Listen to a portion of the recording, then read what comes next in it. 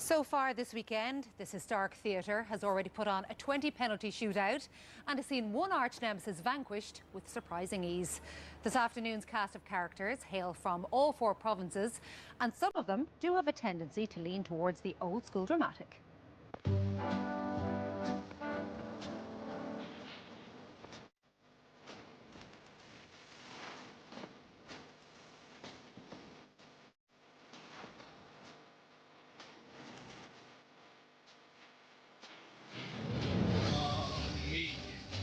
Unpredictable, tell me that.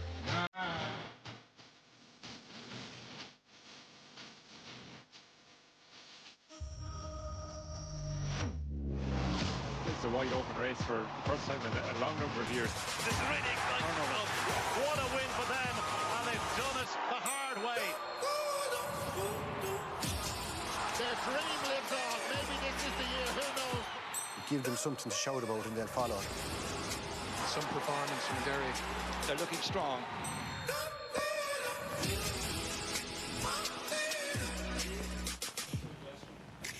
The Final Four in the Football Championship will be complete at around 5:35 this evening, assuming, and this is a big assumption, that there's no need for extra time. The semi-final draw will then follow Dublin against Mayo, which is underway at 4.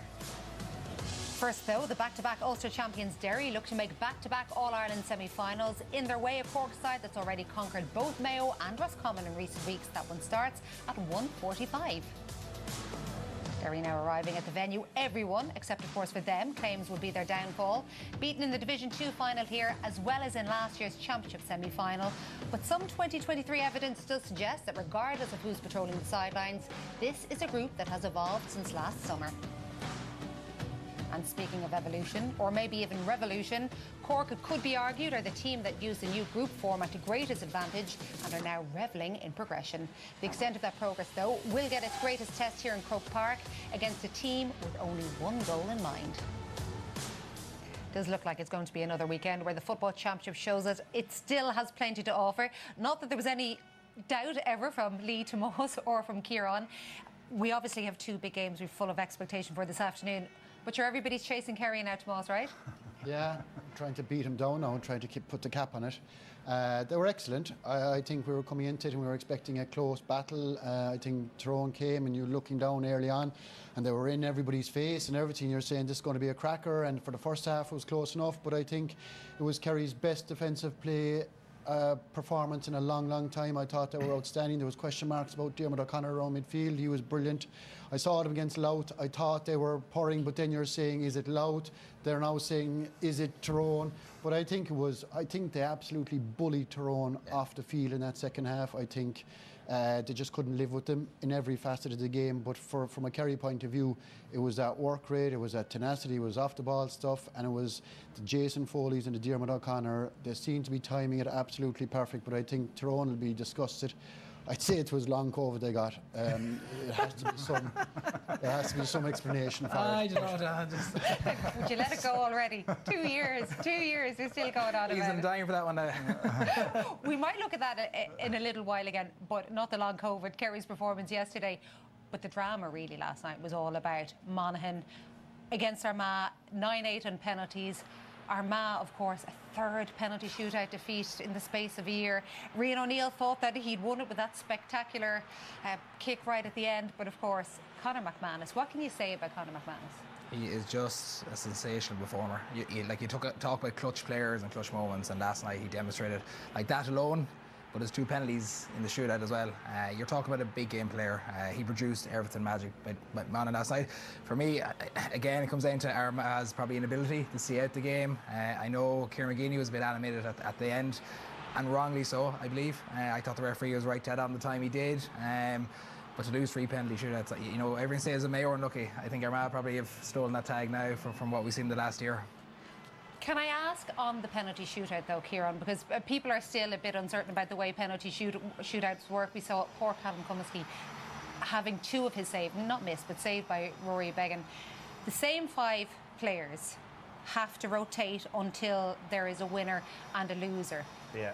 This is an amateur sport. It's already difficult to go in front of so many people and take a spot kick. To have to do it more than once. Do you agree with that format? Not really. I think the first thing we have to say, Joanne, the quality of the penalties last night was awesome. I have to say, you know, definitely there's no doubt that teams have been practicing them, that this is now an integral part of the game, whether you like it or not, it's going to happen. But it is harsh. I think, you know, even Conor McManus alluded to after the match last night, he thought we needed his first one done, that he was done and the pressure was off. He had to go back and hit a second one, he nearly had to go back and hit a third one. And it's particularly hard on the likes of Callum Cumsky because mentally, where you're on the floor, if you've missed a penalty, the pressure that's on you out there, it is an amateur game.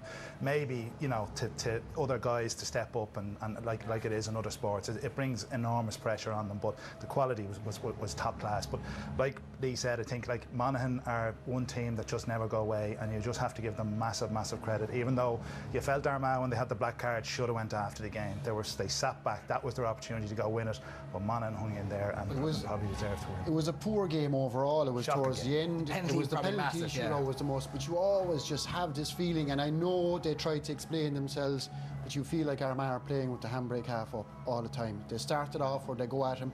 If they trust themselves and just attack teams and just commit. But it was there. Forward. The game It was there. But They went like black when card. you have a They man didn't up, push on man with the up, black card. they actually were let sat Monaghan back. wind the clock Yeah. down. It was If just, you look at the Gola game the week before, when they went direct and played that style of football, they got the best of the Murnin, Grugan, and they had no O'Neill last week. So I think that's such lack of game management on behalf of Armagh. They didn't play to their best potential. And like you look at their team on paper, they're brilliant individual players, but they're so caught up in you're probably at the handbrake of the way Did they they want not to play. create loads of goal chances again yesterday, though? Surely Kieran McGean would point to that. They do, but they seem to play in fits and starts. They seem to push on, and then you're there. They push up on kickouts. They're attacking in waves. They're attacking with pace.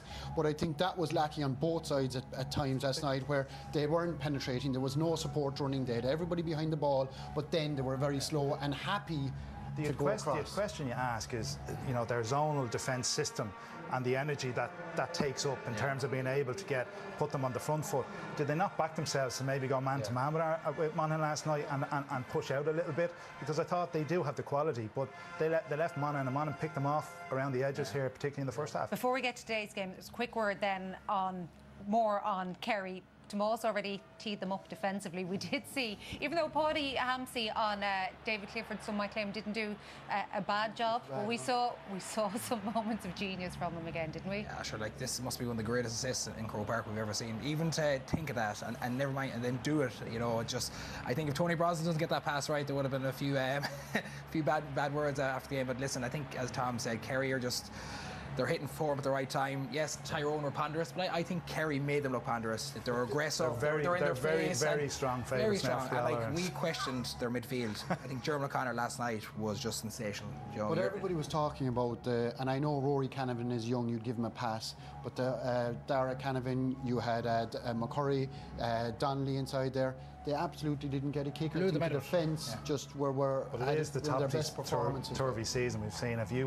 I was down in Killarney to see Kerry play Mayo, and they were shocking, and that was only 3-4 weeks ago. You know, they've turned it around. They got the defence back in order, and they have the quality up front. But it's they've contrast. There was people fit to kill them after that game. It'd be hard to keep a lid on it now. These fellas building it up. You'll try your best, there's no doubt about that. There is something that happened in yesterday's games that does have a knock-on effect to today's. Now, this came in the Armagh-Monaghan game. Micheál Bannigan's shot at goal, went to Hawkeye, and data unavailable was the message that came up on the screen. Hawkeye will not be in use today. They say the GAA says they requested an explanation from Hawkeye. They said that the message that appeared on screen was a result of operator error, but they are happy that the referee's decision, on-field decision, was confirmed by Hawkeye. But it's not in use today, so that they can give a further review of Hawkeye during the week. We will have a talk about that a little bit later, because obviously this is not the first time this has happened. It happened last year. It happened in a hurling match in Leinster earlier on this year as well. So there will be major questions asked of that. First of all, though, let's get to today's first quarter-final, and it is hard to believe that this one gives us only our second ever championship meeting between Derry and Cork. So it also means that it should be a new experience for the two men pitch side with Damien. Yeah, thank you very much, Joanne. Colin O'Neill and Conor Gilligan are here beside me. We're just in front of the hill. The breeze is swirling right across the pitch, so it's hard to know if it's going to favour anybody. It will make life trickier for the forwards, and both of these gentlemen will know that. Colin, just looking out your former teammates here, What has got them here? What has changed this year for Cork? Yeah, Damien, I think if you told me back in the Munster Championship when Clare beat us, you told me that we'd be a quarter-final in Croke Park, not many people would have believed it, but I think to be fair to the lads, they've knuckled down since then, and they've beaten Division 1 teams on the last 2 outings. Not only did they beat them, it went right down to the last kick of the game, so I think they'll take huge confidence from that. Just one thing I would worry about today is against Roscommon the last Roscommon I think went 5 or 6 points up at one stage. If that happens here today, I don't see Derry being able to peg Derry back. They're more experienced than that. Just in terms of the Derry side, and they are experienced, they're settled and they're steady. Do you think they'll have the upper hand on Cork, and whereabouts today, Conlon? Yeah, I think so. They've went their traditional route. They've won the province. They topped their group. So they're coming into this with a week's rest. And as probably Tyrone and Kerry showed yesterday, that week rest is massive. Any injuries get cleared up, whereas Cork could be sort of having to run on that. But as Colm said, Derry will want this game to stay tight and be in the lead, because the last 2 games in Croke Park where they went behind, they found it very difficult. But I think they have built for Croke Park. Their attacking game plan is much better than it was last year. They're getting 5 inside the 20-metre line. They're getting 4 men down either wing to keep the centre clear for the big runners like Brenton Rodgers and McCluskey. So I think Derry probably have all the advantages going into today's game. Yeah, and just one thing to note as well, it's interesting to see Conor Corbett is named to start, and that's one thing Cork probably had the last 2 games. They had fierce impact and they got an awful lot out of the bench, and now suddenly you have Stephen Sherlock starting, Conor Corbett starting, who in other games would have been coming off the bench. So I suppose it's really going to test Cork's panel going into the second half. Yeah, and Derry's probably don't use the bench that much. Like, you know, coming into the game who they're going to play. Interestingly, Neil Toner's coming in off the bench for Benny Hearn, and I suppose Neil Toner has been the preferred right-footed free kicker for much of the year. So if the game does come down, they have 2 or 3 options there. Derry would be favourites in many people's eyes, Colm. Where could Cork win this game if they are to get into an All-Ireland semi-final? I think there's going to be a huge battle around the middle of the field. I think it's probably one of Cork's strongest position around the middle A. Certainly Ian Maguire and Colm McCallan have been standout players for Cork, but look, you're up against good Brendan Rodgers and more around the middle for Derry, so that's going to be a huge battle. For Derry, if you're going to win it? Yeah, look, McCluskey coming from the corner back position, from wing half back, he's been massive. They've targeted every team they've played most least athletic player, and if they go after that today again, the question will be around midfield, will they be able to cope with Derry's legs? And I think Derry, their fitness, their pace, their power has been the difference for them this year. Intriguing. Colm, thanks so much for your time. Both sides on the pitch, atmosphere really building here now pitch side, Joanne.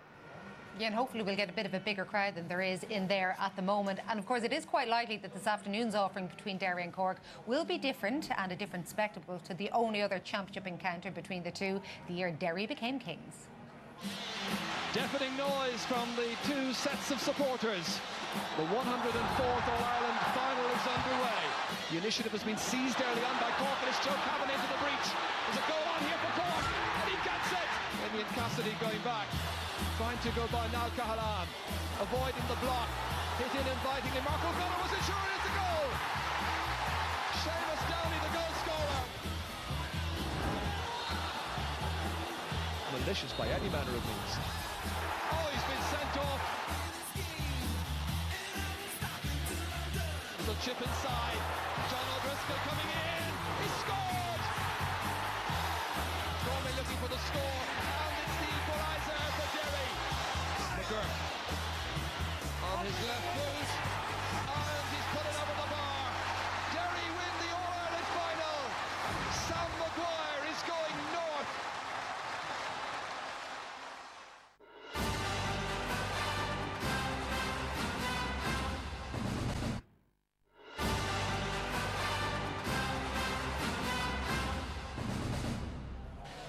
We do have a few in at this great historic venue. Could it be a defining factor in the years of Derry and Cork? The Rebels have already made massive breakthroughs under John Cleary. Derry hungry for so much more than last year's semi-final exit. Kieran Mina is in charge of them this afternoon. And it's a 1:45 throw in Derry against Cork. Both managers have been speaking with Damien. Do you have to tweak your game every match you go along with the opposition you have at hand? Yeah, I think you do slightly. I think everybody does that, but you have to stay true to your core values as well. So, like, we've taken a look at Cork, we'll do something slightly different today, but it'll not be much of a deviation from our core principles. You know. Just looking at your team, a lot of the guys played in January. They've been settled and steady a long time. Is that a good thing in terms of balance, or do you have to watch the wear and tear as well, Kieran? Yeah, that's a good question, and time will tell. This is our 19th game in 25 weeks, I make it, and the team that'll start today will have 12 or 13 of the team that started on the 7th of January against Fermanagh. So, look, time will tell. Beat today, and everyone will be wise in hindsight to say that that doesn't work. Win today, and it'll prove a lot of doubters wrong. Your opponents today, they're a defensive team, but yet when they attack, they nearly have 14 men going at you as well. Is that difficult to prepare for? They are tricky enough in the transition. Yeah, they are. They're a very formidable team, you know what I mean? They got promoted out of Division 2. They were in the All-Ireland semi-final here last year, and, you know, coming up to half-time, it looked like that they were going into the final when they led Galway by 5 points. But, you know, they are very, very good, and we've, you know, prepared as best we can. We've only had a week there to really get down to business and prepare for them. But, you know, that's what we've done, and big challenge today. But, look, we're going to go out and give it our best shot. 19th game in 25 weeks when it's put in those words, and Cork presumably have won more than that as well. Kieran, what way can Cork get at Derry? Yeah, it's going to be challenging, Joanne. You know, we know the way Derry want to play the game. They want to have cut runners in the 13 and 15 spot. They want to have overlaps to the edge of the D. They're going to have to mark McGuigan man-to-man. McCall done very well on him. But the one area, as you said, they'll push everybody up. They do take risks. And one area is this long kick out. Now, Patton obviously has a massive kick of a ball, but against Donegal, you can see the winner free here straight away. And here's a perfect example after that. Donegal held a man in. Oren Lynch still comes out. They realised this was an option. It was on. It was dangerous. It goes up again. It's over the top. They win it. And they create a goal chance out of it. And it's getting Derry on that back foot, putting them running backwards where they're out of that structured defence and get at them quicker. Because Derry had to add to their attacking game last year, and that's why they're pushing up. They're playing a slower type game. So you look at Cork and you kind of say, well, what are Cork's strengths? Micheál Martin doesn't kick it as far, but they go long more often, and they do have ball winners in the likes of O'Callaghan, the likes of Rory Dean, the likes of Ian Maguire, the likes of Killian O'Hanlon, and they've shown against Roscommon glimpses of that where they can get that overload, they can win that quick possession, a quick kick pass inside, and it creates a chance for Chris O'Jones. So it's difficult from a Cork perspective in that Derry have a system, and we know exactly how Derry are going to play the game. They lay out their marker the same every day. Cork are the ones that have to try and counteract that and have to challenge them. And I think in addition to those kickouts, they're going to have to. They learned against Roscommon that they're able to push out a little bit. That was when they got on top of Roscommon. If they sit back, Derry pick you off all day. So it's going to be interesting to see how they approach the game. And they've learned so much. John Cleary has been saying that, and over the 7 weeks they had after the defeat in Munster to Clare. There is one area, though, you think they need to do a bit more learning with. I just think that they've made such improvements with the goalie, with their defence in terms of the structure, the way they attack. They all attack in numbers, and I think midfield has been huge for them this year. I think they've made so many strides in so many areas. But I watched them. I went into that Roscommon game in the park last week, and I just think they cough up ball too much. And what happens is they have too many turnovers. They don't have time to get their defensive structure in place, and better teams will punish you. Roscommon should have punished them a lot more. I think Cork are trying to do the right thing. They're trying to add pace to it, but they're not minding it enough, and they're giving it away very, very cheaply. Roscommon, I think, in that first half against Cork could have opened them up a lot more. It was 7-4 coming up to half-time. Cork squeezed on 2 kickouts, and it was 7-6 going at half-time. I think here against Mayo as well, they coughed up a goal, and it was a huge thing for them. I think the lack of Division 1 teams is a massive thing for Cork playing them. If they're playing the Mayos, the Kerrys, the Tyrones week in, week out, I think they don't have that time in the ball, and it is massive for them. I think today they're facing a team who build everything on defending in numbers but countering at pace. This was against Donegal, who after Kerry hammering Tyrone yesterday and Tyrone beating Donegal, I'd question where they're at, but it doesn't change the fact that this is what Derry are absolutely brilliant at. They're cornerbacks, halfbacks, midfield, attacking in numbers. And I do think Cork are going to keep it really, really tight early on. They have to. They want to keep that score low. But I do think you compare it to yesterday's games, and what Kerry do brilliantly is hold on to possession with the basic skills of the ball. And I think it's the one area that Cork lacked on in that Roscommon game. And there's been so much to talk. Like, they've been in so many quarterfinals. I think that they actually deserve to be there today, but they don't want to come up here and give bad forms. And I think that's an area they'll have hugely focused in on. Yeah. And as Tomas was suggesting, if there is one team who can take advantage of turnovers and who love a fast counter-attack, it is Derry.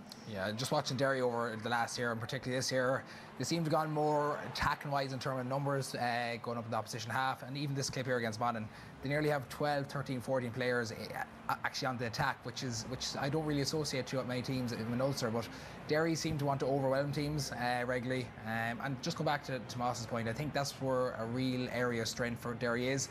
Very good at retaining the ball, and they pick their moments. Lovely little cutback, as Kieran mentioned before, and Cassie pops over the bar. And that's what Derry are really good at. So Cork are going to have to be in the faces. But what I like about Derry this year is they've added a few bits. Look at this double cutback movement here. But it's the full forward, for me, is the cuteness that they have. Lays on the plate, Shane McGuigan, and pops over the bar. And this is where Derry have improved from last year. They've a bit more armoury in their play, in their attacking play. And again, nothing new here, but just to highlight, Derry have no interest on squeezing teams. And look at all the bodies they're trying to filter back. So for Cork, as Tomas alluded to, I think they're going to have to hold on the ball, be steady with it, be very, very patient, because if they try and force it, they're going to be caught in the counter-attack, and Derry will punish them time and time again. I think on that league, like, one thing that Monaghan learned was when they played them the second time, they didn't sit deep, and that we I think if Cork sit too deep for too long, it plays into Sean Powder's role, it plays into, like, Sean Powder obviously can sit in front, but I think Cork found something against Roscommon just before half time, and in the second half they sat deep again in the last 10 minutes, and Roscommon nearly got back level with them. So I think Cork have to be a little bit braver. They have to be a little bit braver in their approach. If they push kickouts, they got joy there. When they were 3 back, I don't think it suits them. I think they've big men in midfield. The pace that Cork have, they can't change their game suddenly now. You have Shanley, you have Maguire. I think Luke Fahey is a huge loss for Cork in terms of attacking. Matty Taylor, it's that pace. If they revert to just sitting and not going, I think it'll mess with their heads. I think it'll be bad for them. I don't think they'll do it. I think they will attack when they get the chance. Okay, hopefully we get a really good, tight, competitive game here at Croke Park. And do remember, Trochtach Oscailga le Fáil Cuan ó Flaharta agus Gary Brennan, Air RT News Channel, RT Player, agus Air Serview HD. But our commentary team here at Croke Park for this All-Ireland football quarter-final, Enda McGinley and Ger Canning. Thank you, Joanne. We're going to start with the Ulster champions. And goalkeeper Oren Lynch for Maherafeld has only conceded 1 championship goal in his last 3 matches. From this year's under-20 team, Owen McAvoy is the only defender who did not play at this stage in the All-Ireland series last year. Centre-back Gareth McKinless reflects the attacking spirit within the Derry half-back line. He got forward to score twice against Clare. As ever, it's team captain Conor Glass and Slaughtneil's Brendan Rodgers in the middle of the park for the Oakleaf County. A start for Niall Toner at half-forward today, where Paul Cassidy has been knocking over the points with great regularity. 4 against Donegal, 3 against Clare. And up top, Shane McGuigan is now widely regarded as being among the top forwards playing football at this level. 2 goals and 42 points scored already this summer. Enda McGinley. Yeah, as Kieran Mino was saying, this is their 19th game of the season, and the vast majority of them boys have all been involved, but without a doubt, as you were mentioning, Shane McGuigan, he is the man. He's been stunning all season. They need a big game for him today, and equally he is going to be the focus of a huge amount of Cork attention. Well, like Derry's #1, Cork's Micheál A. Martin has been first choice for his county since 2020 and also plays a 14th championship match today. His full back line includes Clonakilty's Maurice Shanley, full back when Cork shocked Kerry in the Munster Championship 3 years ago. And like Shanley, #6 Dan O'Mahony was a Sigerson Cup winner with UCC this year. He was Higher Education's Player of the Year. In the middle of the park for the 10th championship match in a row, Cork line up with Colm O'Callaghan and St Finbarr's Ian Maguire. The half-forward line is entirely new from last year. Brian O'Driscoll and Rory Dean have returned, and Cillian O'Hanlon is fit again. Well, up front, the team's top scorer this year, Stephen Sherlock, carries much of the scoring threat, alongside Conor Corbett, who's in for Owen McSweeney. Enda. Yeah, Cork will look to their big men in the middle third for me to try and get in behind Derry from long kickouts. The likes of Cillian O'Hanlon and Rory Dean can ably help Colm O'Callaghan and Ian Maguire in the middle, but as you said, it's all about the scores from the inside line for Cork, which is a question that people have hanging over them. Stephen Sherlock, Conor Corbett, Cork are going to need huge games from them today. Well, there is, as Damien was mentioning in the interviews earlier on, a swirling breeze around. Derry won the toss, and they will be playing from right to left as we will be looking at it. Fans still coming in. All red and white all around the place. Derry in red today, Cork in white. 2 teams looking better this year, I think, but Derry looked that little bit more advanced, helped by back-to-back championship wins in Ulster and, of course, promotion back to Division 1 of the National League as well. There's John Cleary, second quarter-final as manager, took charge last year when Keith Ricken had to step away because of ill health. I think John has done a super job so far. There's his goalkeeper, Micheál A. Martin from Nemo Rangers, playing in his 14th championship match. And there's the dad, Taoiseach Micheál Martin, along with his mother, that's Micheál A's mother, Mary. Joe McQuillan from Cavan, from the Kill Shamrocks club. He's 20 years refereeing at the top of his game. And his linesmen, Martin McNally and Liam Devaney. So a place in the semi-finals at stake here. I will remind you, the semi-final draw will be held at the end of this programme here on the Sunday Game Live this afternoon. Clouds overhead. Crowd still filling up. They're expecting close to 80,000 by the time the second match gets underway here between Dublin and Mayo. The referee wants players back inside the 45-metre lines. Players picking up the men they're going to be marking, and it just gets underway eventually. And Derry look to try and get an early possession, but that breaks down. And Ian Maguire here giving it to Cillian O'Hanlon, and Cork look to try and launch the first attack here with Brian O'Driscoll. Leaving it off as far as Rory Deane, two players who weren't involved last year. But the Cork management reckoned they had an awful lot of football left in them and a lot to contribute. There's Tommy Welch, who was on the under-20 team this year. Back as far as Matty Taylor. Lots of players in white in for Cork, getting their first touch. Derry back in their familiar defensive pattern. Every Derry player now back inside their own 65-metre line. Maurice Shanley. Back as far as Brian O'Driscoll again. Here's Colm O'Callaghan from an under-20 winning team from a few years ago, now very much a seasoned inter-county star. Walsh again into Ian Maguire. Walsh trying to get away from that little corner where they were penned in momentarily. In as far as Conor Corbett, big game for him at Croke Park. Back here, Rory Maguire. He's been in good scoring form for a full-back. 5 points this year. Back to O'Callaghan again. They've had possession now for nearly 90 seconds. Still not able to get a shot away, however. Derry quite happy with this, keep them at bay. Cork still looking to try and find an opening somewhere. Finally, it's Matty Taylor across here as far as Maurice Shanley. Taylor again, the Mallow player, trying to skip away there from Paul Cassidy. Coming up now to 2 minutes into the game. All Cork possession. Derry did something similar at the beginning of the Ulster final, but got away with a point at the end of it all, and that was a challenge there on Colm O'Callaghan, which the referee decides was a fair one. Cork fans feeling it should have been a free kick. It wasn't. Corbett back into O'Callaghan again. Challenge comes in on him, he was aware of it. Back to O'Driscoll. Corbett once more trying to set up the attack in the company of Matty Taylor. Taylor almost losing it. Back to Colm O'Callaghan once again. Big, strong, resourceful fellow in the middle of the park. There's Stephen Sherlock. So much expected of Sherlock. A goal in 23 scored in this year's championship. Came in that match against Mayo and did so well down in Limerick. Vital qualifying game then. Tommy Walsh. This time it's Rory Maguire. Then it is Kevin O'Donovan. Got the winner last week against Roscommon. 3 matches in a row for Cork, as that one is eventually played in towards Corbett, trying to break it down to himself here. Holds the possession, gives it off. Sherlock getting just enough space to get the boot to it. At the end of it all, it's gone wide.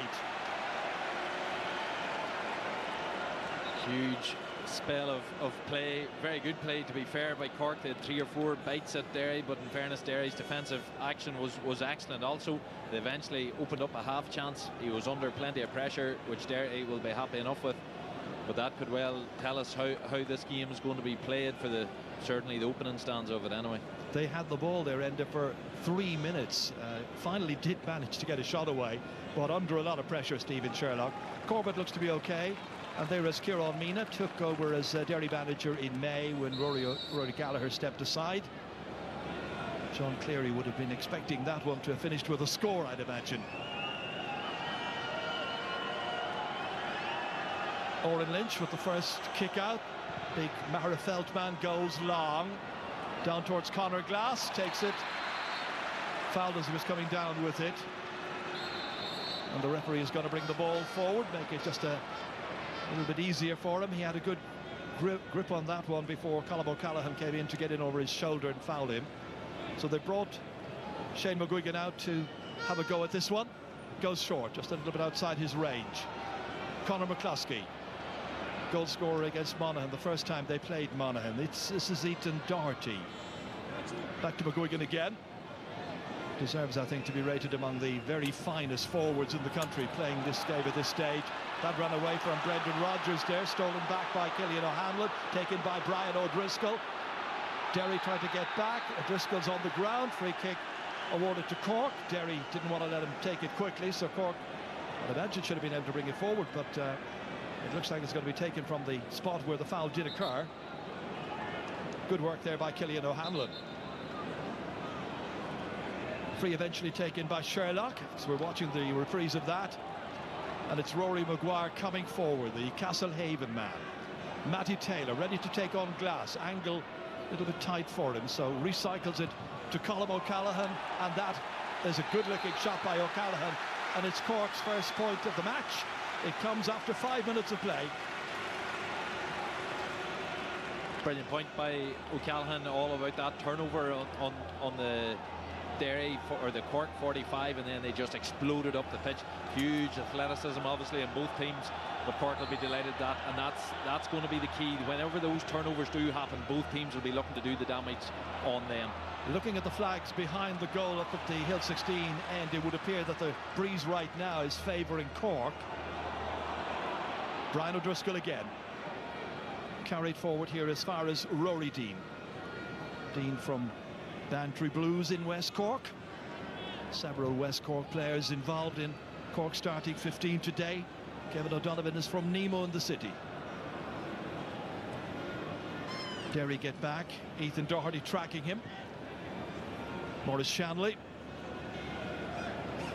Once again, Killian O'Hanlon. And a lot of injury problems in recent years. O'Callaghan got that point just a moment ago with Ian Maguire here. Sherlock, they're being very patient. Chrissy McCaig, incidentally, is doing the marking job on Stephen Sherlock. Here he is trying to keep tabs on him. Back to O'Driscoll again it comes. Tommy Walsh, younger brother of Aidan, who was an All-Ireland winner with Cork back in 2010. Walsh again reaching out for it. Under 20 this year. Shanley, 24 years of age. And Colm O'Callaghan, who started the game well. O'Driscoll. Dominant phase of the game where Cork are very much in the ascendancy. Only 1 point to show for it so far. 7 minutes in. Rory Dean. Corbett's holding his position in close. He's been picked up by Owen McAvoy today. Two very, very talented young players, while Chrissy McCaig is marking Stephen Sherlock. Still Cork with the possession. O'Hanlon. And here it comes as far as Rory Maguire. And that one went astray, and Derry are able to pick it up, and there's an opportunity now for them to do something about it. Garrett McKinless, the one who was fouled. You mentioned that matchup there between Conor Corbett, who's come into the starting 15 today up front, being marked by Owen McAvoy. McAvoy's only just 19 years of age. Here's McCluskey in as far as McKinless as well. McKinless fouled earlier on, given that into McGuigan. McGuigan goes down under the weight of that challenge. Certainly felt it. Tommy Walsh, the number 4 for Cork, swung him around. And the referee with the notebook out. Yeah, I think Shane knew what he was doing. He wanted the contact, he wanted the free there to settle Derry in. We're now, what, 8 minutes in, and Derry haven't had a shot at the post, so a leader like McGuigan knows working that chance whatever way you can is what you do. that time he's won his free, but again it came from a Cork turnover, and I'm sure Shane McGuigan will make no mistake. Man of the match in 2 of Derry's 3 Ulster Championship games. I think he should have been all 3, in fact, but Conor McCluskey got it in the Monaghan game, and that is Shane McGuigan putting it over the crossbar. Teams are level. Kieran Meena looks pleased. Wee bit of a surprise to me, he's been picked up by Tommy Walsh at the minute. I would have thought Maurice Shanley or Daniel O'Mahony might have been the men with that onerous task, but it's Tommy Walsh who's picking him up today. A kick out straight out as far as Kevin O'Donovan took the mark. Very highly regarded, this Tommy Walsh from Clontarf. Moved on by Dan O'Mahony. Colm O'Callaghan on his shoulder here, a support player. That's Rory Maguire. May wear 3, but he'll be up on the attack as every opportunity he possibly gets. Ian Maguire again. O'Donovan switching the point to the attack now. A bit of an overload on the other side. Cork's build-up is a little slow. Back to Maguire it comes again. Well, they're just not taking any chances with Derry having so many players back. It's in-depth defence, line after line of Derry players there, making sure there is no easy route to go.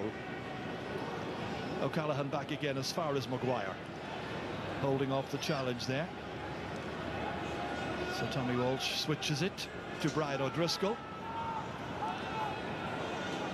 Cork have probably had about 70-80% possession so far in this match as Maguire goes forward. Made a lot of ground right up to the opposing 20-metre line.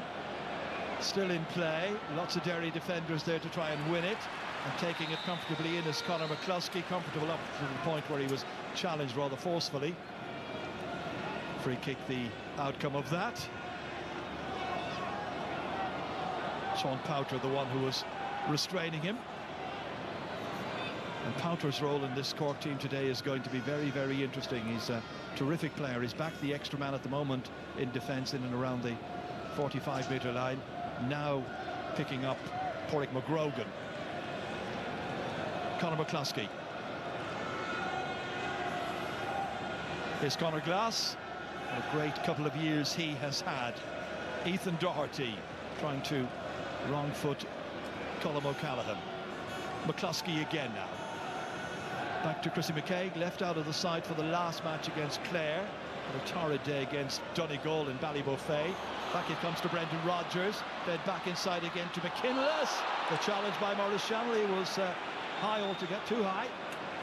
And the referee with the notebook out quite correctly.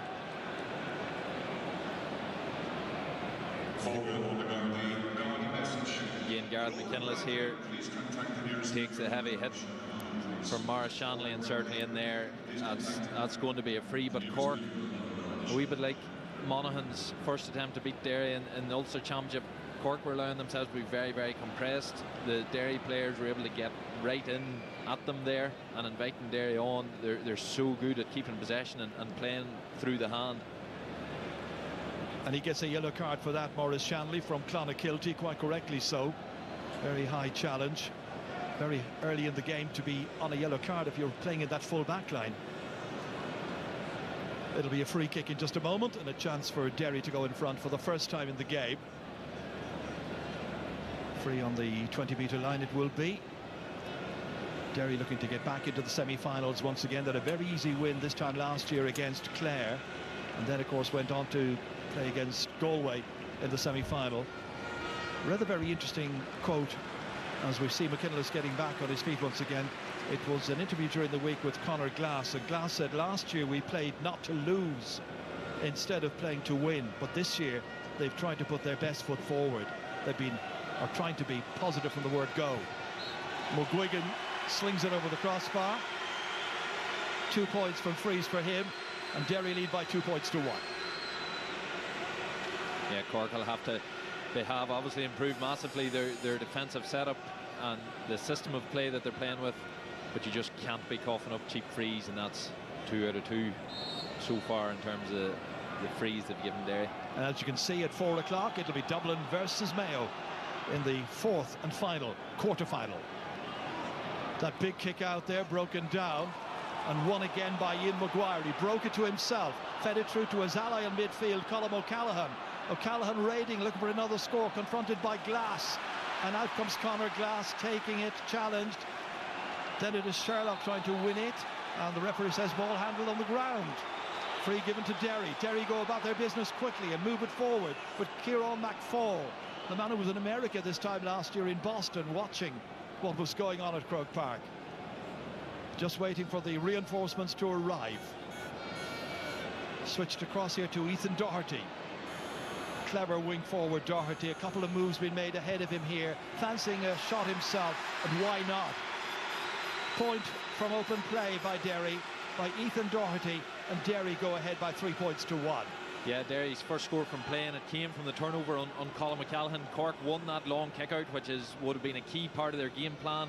O'Callaghan attacked fast off it, but he just didn't have the support runners coming with him, and they left him very isolated, leaving it a relatively easy turnover by Derry, and that gave them the launch pad for that first score from play. And there is the contrast straight away. We've had 3 scoring opportunities by Derry. They've taken all 3. Cork had 3 scoring chances as well, taking just 1. Corbett, as far as Sherlock, coming in at the angle here, confronted by McAvoy, leaves it short. 1 there, and ruggedly taken out by Gareth McKinless.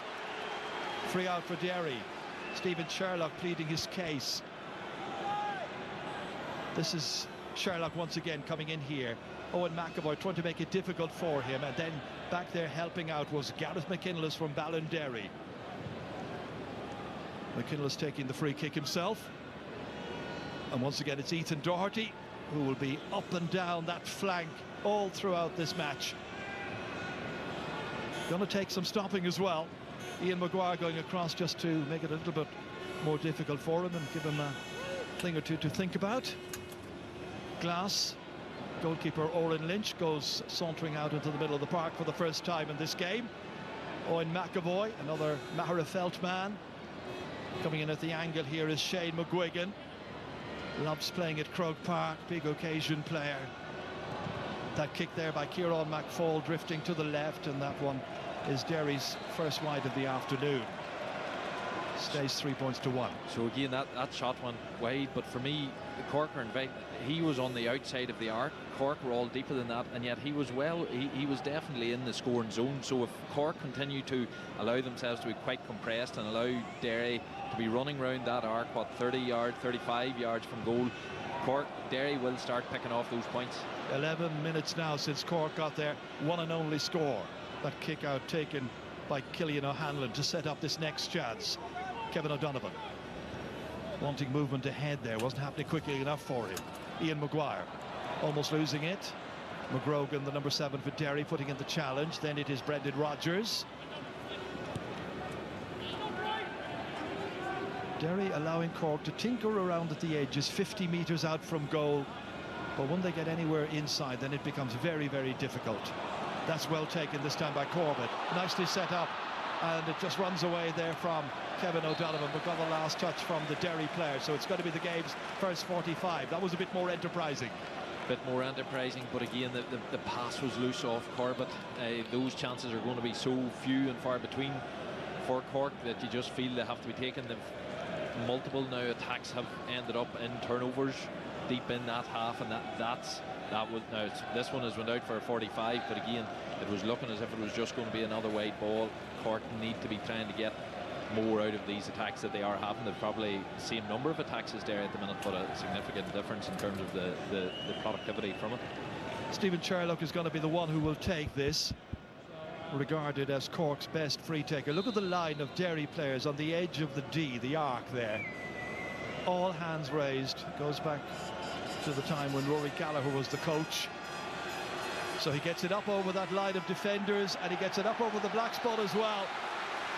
Regarded as a very, very good free taker. Conor Coonahan there, former coach, former All-Ireland winner. And again, times like this in the game is where that quality free taker is essential for a team, just to give you a wee bit of a foothold when you are struggling a wee bit, and Sherlock made no mistake there. So back to a one-point game once again as Lynch boots it out into the middle of the park. Several Derry hands went for that one ball. They were lucky to get it back eventually with Paurie McGrogan claiming it. Fouled as he was doing so. Derry have loose players on this near side. So McFall able to build in the company of Paul Cassidy. I haven't seen much of Cassidy so far in this game. We might now. Very dangerous player, Paul Cassidy. Quite explosive. First opportunity he got. Made the very, very most of it. Roy Keane there in the background. Seeing Derry get that latest score and lead by 4 points to 2.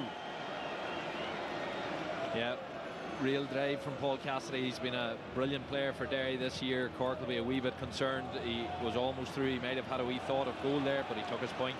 Chance of Keno as that came up on the big screen here in Croke Park. Right now it's Powter who nearly got to that. Eventually Conor McCluskey got in, and once again the referee gives the free Derry's way. And away they go down that left flank once more. This time it is Niall Loughran. Loughran, a very experienced player, transferring it to Ethan Doherty. He's got a very good passing range, Doherty. Rogers, McGrogan here. Offering himself was Shane McGuigan. Gets it eventually. Well, they're allowing him, Cork, to get it back outside the 45-metre line. Owen McAvoy now. Back to Loughran, who started that move in the company of Ethan Doherty. Powter trying to get close. Nobody getting close to Shane McGuigan. Little block on it there. Stays in play thanks to Conor Doherty. Doherty from Newbridge in South Derry. All the way back to Conor Glass from Glen. Oren Lynch. Derry building a solid platform here, attacking that Cork goal, going from one wing to the other, looking to finish with a scoring opportunity. Head by 2. Gareth McKinless. Powter now leaving him to somebody else to pick up, and somebody else is Conor Corbett. McCluskey again now. Cork adopting the same tactics as Derry were earlier, leaving the Derry team have it on the edges, but then it's worked inside towards McKinless, and it's an opportunity for McCluskey. McCluskey firing it across to Paul Cassidy, who got that last point.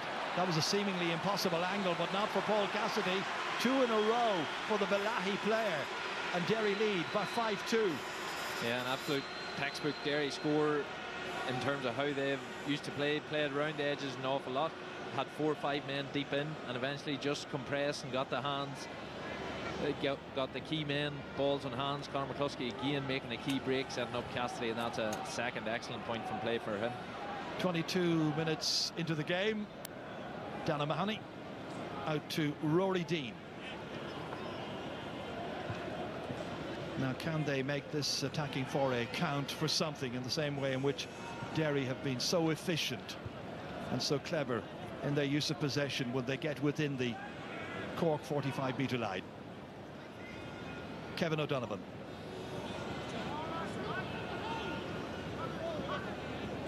Look out as far as Dean again.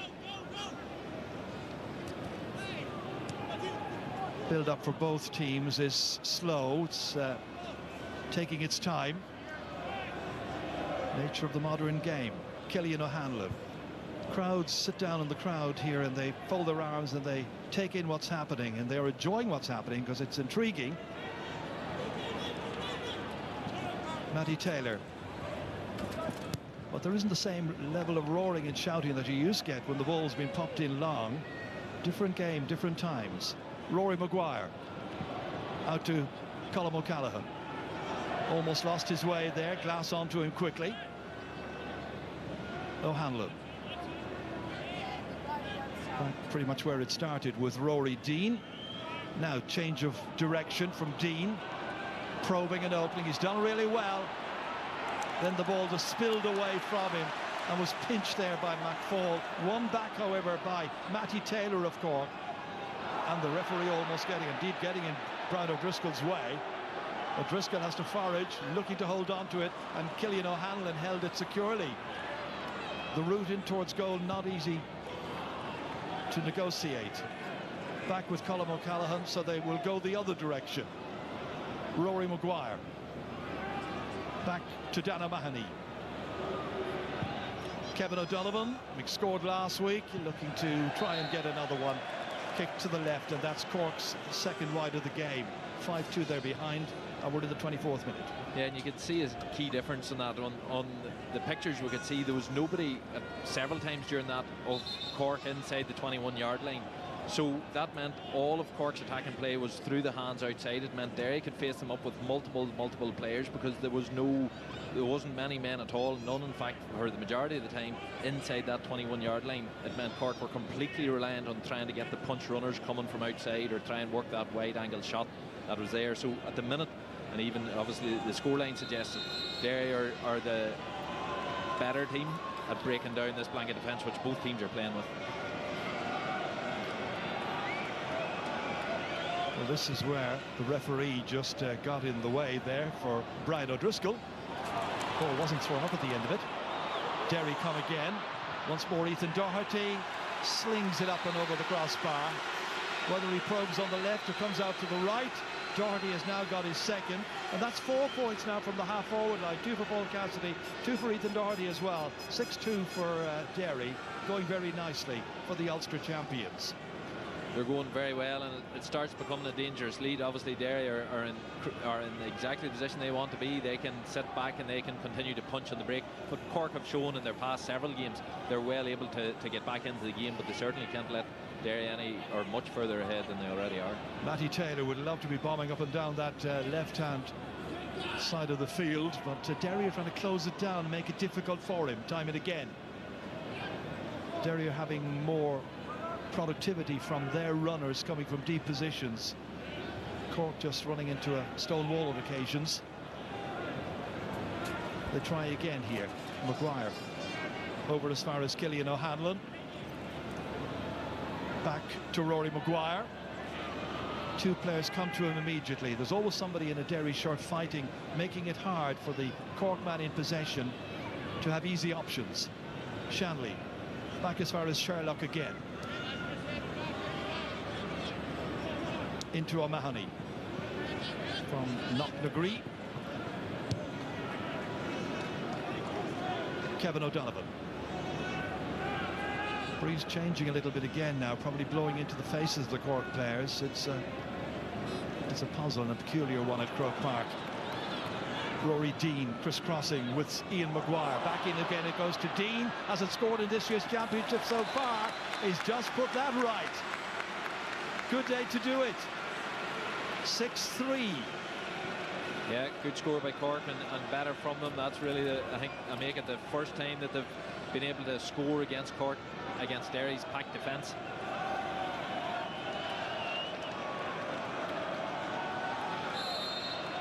Oren Lynch, penalty saving hero, of course, in the Ulster final against Armagh. All the way out as far as Kieran McFall. Again, as with the quarter-final last night between Monaghan and Armagh, there has to be a winner here. McCluskey. Loughlin had peeled away to the left-hand side, giving him an option. Taking it from him now. Back once again to Ethan Doherty. He's been able to run the game quite a bit, Ethan Doherty, so far. Brendan Rodgers. Movement inside, options available. Then the challenge from Ian Maguire there to beat McFall to it. Good play, but then as he was trying to get it away, a foul did happen. The referee spotted it just as Conor Glass was intercepting, and Cork were able to break quickly now. Colm O'Callaghan. Cork fans in the crowd urging their team on. It's all red and white, of course, all around the place. Cillian O'Hanlon. And that ball runs loose. Turnover. Pádraig McGrogan gleefully accepted and allows the goalkeeper Oren Lynch to drive the team out and bring that ball out with him.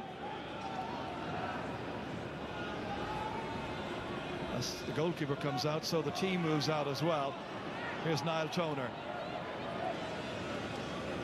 Toner has been switching with Benny Heron almost in every game this year. Different player starts each time. It's Toner's time today. Brendan Rodgers had that wonderful performance in the Ulster final in Clonus, finishing with a goal and 2. McAvoy here was at college school last year, watching these fellows. Conor McCluskey in as far as Shane McGuigan again. Back towards Brendan Rodgers it comes. Was full-back, of course, last year. Oren Lynch fancying adding to the scoring. Oh, nearly got there too. Difficult one for Micheál A. Martin. That would have been embarrassing. Oren Lynch has scored 4 points this year, having come forward like that there. Cork's turn now to counter. Derry are ambling back, and Cork need to get the ball forward a bit quicker. Down towards Corbett. From Clyde Rovers. Runs into 3 Derry players. Picked up here by Matty Taylor. Looking to get free. Inside here to Shanley, looking to try and take a return. Shanley trying to keep it alive. Taylor once again, going past Toner initially. 3-4 Derry players around him. Comes back as far as Killian O'Hanlon, looking for another Cork score, and this one has gone to the left, and that's Cork's third wide. There is no Hawk, I will remind you, today. This was that effort a little while ago, one goalkeeper trying to beat the other. Key thing is there, look at the Cork player that's inside the 6-yard box. It's Stephen Sherlock. Chrissy McCaig has him all the way up the pitch. Cork are struggling in terms of their finishing up top, and Chrissy McCaig has Stephen Sherlock down in his own 6-yard box. That's not where Sherlock wants to be, and that's not where Cork needs him to be. Well, this is what Chrissy McCaig will love, staying in an advanced position right now. It's Conor McCluskey. Rarely puts a foot wrong in his defensive duties, McCluskey. This is the aforementioned Chrissy McCaig. McGrogan. Back out here to Ethan Doherty. Nearest Cork player to him is Dean. He's got past him with ease. Now Loughlin. Booted back to Oren Lynch. Every time they come forward like this, they look dangerous, they look like scoring. Conor Glass. Dropped short. Second one that's been dropped short into the hands of Micheál A. Martin.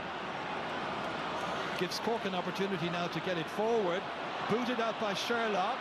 Bit more direct this time. Dean gets there ahead of his man McGrogan. Now there's an opportunity for Ian Maguire. Derry still getting back. Dean. Moved inside to O'Hanlon. Picked up here by Tommy Walsh. Well, Derry have now managed to get everybody bar Shane McGuigan back, and he's about to go back as Killian O'Hanlon kicks it and kicks it away to the right, and another chance has been missed. 4 misses by Cork, just 1 by Derry so far, although they did drop the last 2 shots on goal short. Yeah, Killian O'Hanlon hit his last shot wide as well. His last 3 possessions, he's fisted it away for a turnover and 2 wide. So again, it'll be just a matter of that his next possession, he needs to make sure that it's something simple and positive. But again, another wide chalked up by Cork, and a shot more in hope than maybe expectation. Just 3 points scored by Cork after 32 minutes of play. Here's Oren Lynch. Once he moves out, you can see the Derry team beginning to go into attacking mode immediately. Cork have the decision to make them whether they challenge them or go back into defensive formation themselves. And now they have no option because Kieran McFall's carrying it forward. Cork will have to defend. Again, it's Ethan Doherty. Back to McFall. Coming forward is McGrogan. Nicely transferred and then lost, and Killian O'Hanlon's back picking it up. Kevin O'Donovan looked up, there was nothing to aim at, not immediately. Now he finds Sean Powter up against Conor Doherty. Gets past him. Bundle of energy always, nicely down. 2 Cork players were available for it. Colm O'Callaghan, one of them, feeds it outside to Conor Corbett. Little run to the left-hand side made by Walsh, taken there by Brian O'Driscoll. Derry once again get players back into key positions, back to mind the house. Sherlock and Cork trying to solve the puzzle, how to get through. Matty Taylor up against 19-year-old Owen McAvoy. Then Cillian O'Hanlon had that last shot. This time he's going to try and set somebody else up. Dean. Knocked back as far as Dan O'Mahony. Elegantly carrying it forward here now. Where's the end product? Into Corbett. Nice turn. To Maguire, rather. Back out to Sherlock. Holding, waiting. Being really patient. Eventually it's Sherlock who gives it a real boot and to the left once again. Too many missed opportunities. 5 so far by Cork.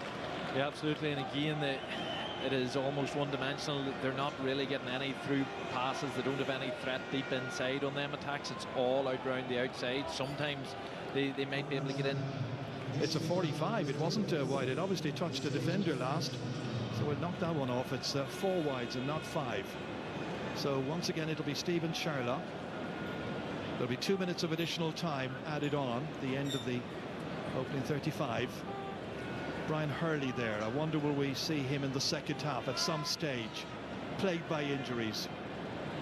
That sort of power and that sort of directness inside is probably exactly what Cork needs, but obviously it's how much his body will hold up. Sherlock with 1 pointed 45 already in the game. The only other forward to score has been Rory Dean. We saw a point from Colm O'Callaghan as well. And that one straight up and over. Vital kicks in a low-scoring match like this, 6-4. Still anybody's match. Yeah, 6-4, and again those frees, the Sherlock long-range frees, has been critical. Derry look to be in charge, but as you say, it's only 2 points in it. Cork got the last 2 scores. Derry haven't scored for 10 minutes now. But they come again here with McFall down. Challenged by 4 Cork players, ready to take it himself, Kieran McFall. Into Owen McAvoy. Tangling there with Conor Corbett. Pádraig McGrogan. All the way up as far as the Cork 45-metre line.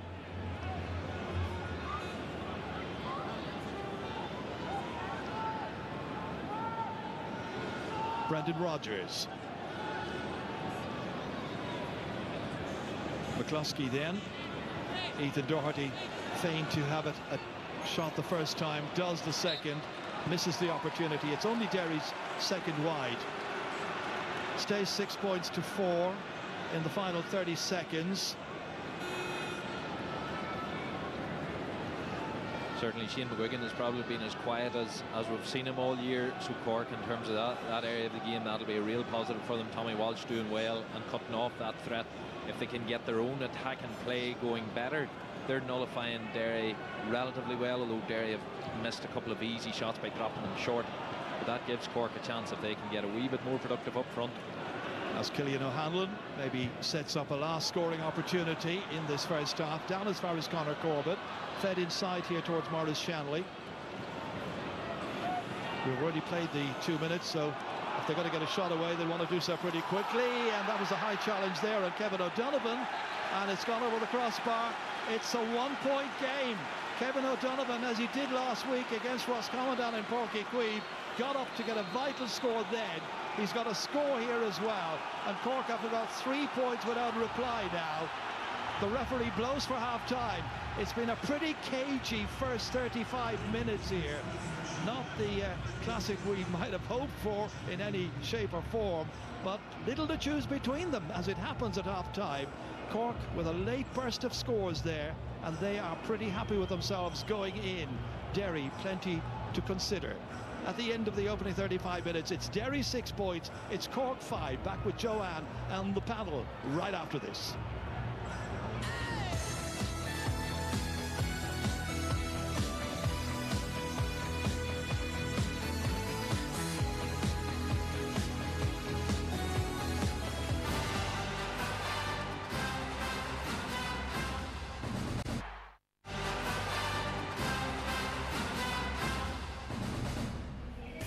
Hasn't exactly been vintage fare at Croke Park. In fact, Moss is his own term for it.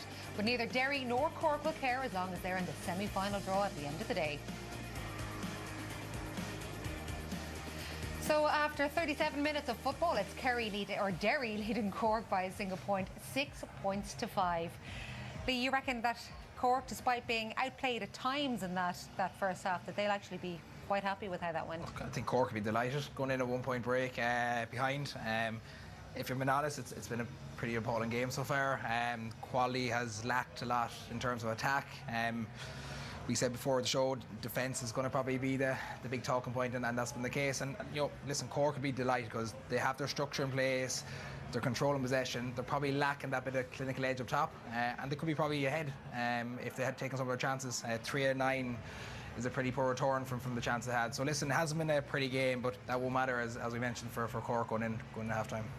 There were times, were there not, early on in that first half though, where it looked like Derry were able to get Cork out of shape and take advantage of it? There were, Joanne, but at the same time Cork have been brave and they've had to push up to break down that Derry defence. They've had to push men forward. So they've kind of gone away. They've spent the last couple of months, building their defensive structure with Kevin Walsh, and Derry, as we know, can play a fast counter-attacking game, or they can play a slow build-up where they create that 15 on 15. And you can see this just an Ethan Doherty point where the Cork defenders just got sucked across to one side. Doherty's out free on the other side. They don't have the normal shape they would if they were playing against a normal structured team. Derry are slightly different in what they do. Ethan Doherty is able to step inside and get a very, very easy score. And we probably had a period there where Ethan Doherty and Cassidy picked off 2 points each. And at that stage, Cork, the number of mistakes they were making up the field were increasing. But I think you've got to put, for me, Joanne, you've got to put the whole thing in context.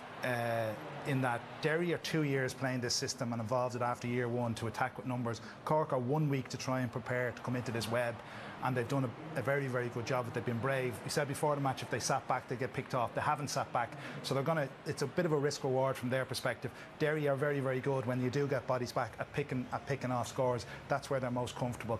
But I'd agree with Lee. They're in a very healthy position at half-time in terms of where they are. 1 point down, a brave approach to the game. And certainly one of the aspects we were discussing, we were saying if Cork had that bit of firepower up front, they're probably lacking a bit of quality up front. A better team would probably pick, because they had 5 or 6 chances. They got in behind Cork, they got in behind Derry 2 or 3 times, nearly created a couple of goal chances. So, overall, they're just probably lacking that bit of quality. Curly probably is a good option for Cork now to bring on, because, again, they're struggling maybe inside, maybe get a better shooter outside the D, because Sherlock is making a lot of runs, but by the time he's taking a shot, he's nearly too tired to take it. That's the pressure Chrissy McKay. So I think maybe get Hurley on maybe the early second half and see what he can do. To build on Kieran's point about Derry having these few years to get their structure in place, and John Cleary, as we said beforehand, being so open this week about how the first real chance they got to build tactically was those 7 weeks between when they lost to Munster and they went back to the groups. So how close are they to getting things just right? I think when you talk about it, you're talking about defence and you're talking about attack, and I think Kieran made a right Cork. When Cork don't have that defensive structure in place, they're being picked off. They push up on kickouts, they're being picked off. Doherty, Cassidy picked them off. When they're turning ball over, they're also being picked off. The first couple of scores from Derry came from it. These are the opportunities and the chances that they have to be taking. They are creating them. They have enough possession. I think they're doing well off their own kickouts. They're bringing it up. But you'd be frustrated. For the first 3 minutes, there was and it was nearly a score at the very start, Joanne, where they got it over. They're doing the best they can. It's the best performance I've seen from Cork against a defensive team like this. I think the amount of work this Cork team have got through and progressed through is brilliant. But it's these loose passes that are actually turning them over, giving Derry gas. You worry, will they do 1, 2, 3, 4 before you know it, Derry are out of sight. Derry will not be happy with that first half in terms of their attacking ability and all that. But I think Cork will look at this and they'll say, are we forcing it a little bit? Every time they run at Derry, they're creating chances. Towards the end, we had Rory Dean create a chance. We had Kevin O'Donovan here, who broke through as well. That chance is on. Every single time it's happened and every chance they've created, Derry have had their 14, 15 men inside.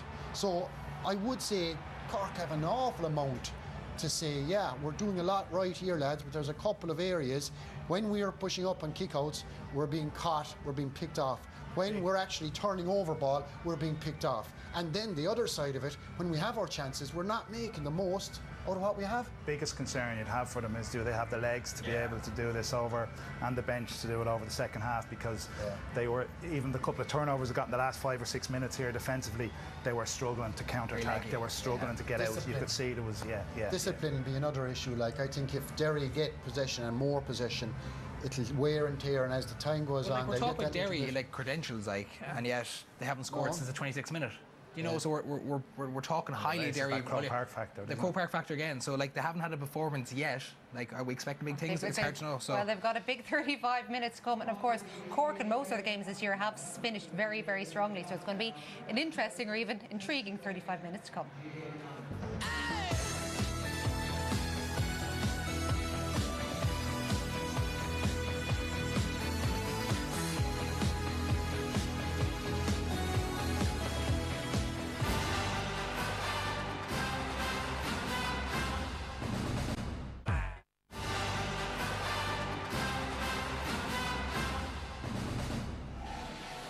Maybe a little bit boring in Croke Park at the moment, but chaos is likely to ensue very, very shortly with our second quarter-final. Kevin McStay, of course, made 4 significant late changes to Mayo last week, and we might well find out if he's done something similar again within the next hour. Mayo against Dublin throwing in at 4 o'clock.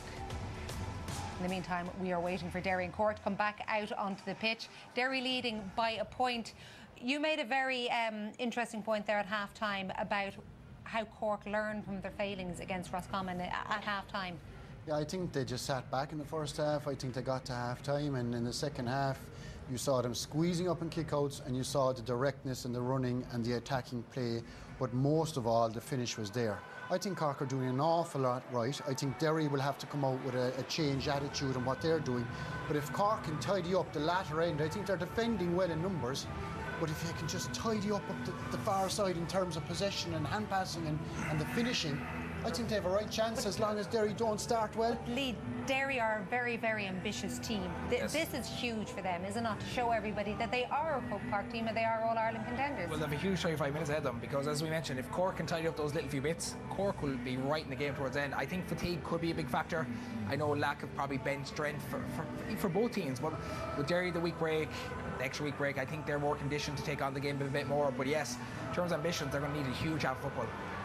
Yeah, for me, I think it's about less turnovers, controlling the ball in possession, better shot options for Cork up front, but they also have to be very careful of Derry picking holes in that half-back line coming when fatigue kicks in. McCluskey, McGrogan, McGinless, they're going to look for holes and get in behind for goals. There's a very interesting man tying his laces on the sideline for Cork. Brian Hurley is he about to come in? Let's find out with Enda and Ger.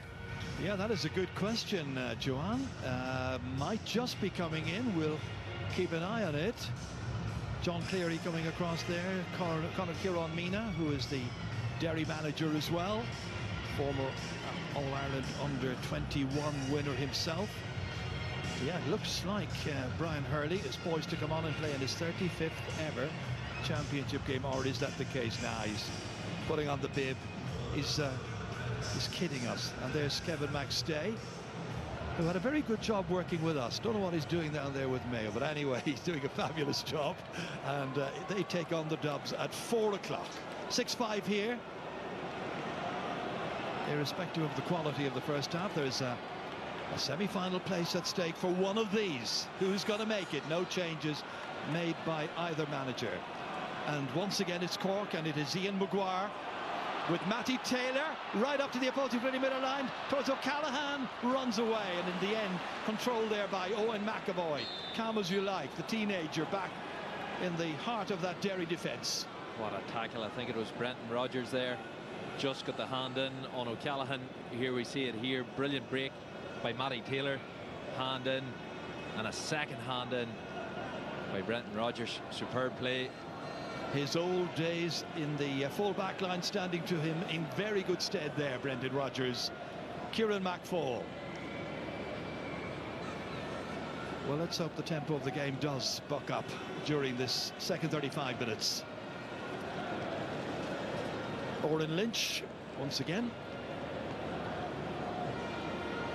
Breeze would suggest that it's blowing across the field at the present time from left to right as Derry attack. Chrissy McCaig. Lynch again. Cork just retreat, allow Derry to play it around there as they will. They're not causing Cork any problems in the middle of the park at the moment. But now it is McAvoy's turn to go forward, give it to McGuigan. Had a quiet enough first 35 minutes, just 2 points scored from frees. This man has been busy, Ethan Doherty, and in the end that little shot goes nicely over the crossbar. Beautifully done by Niall Loughlin. First of the day for him.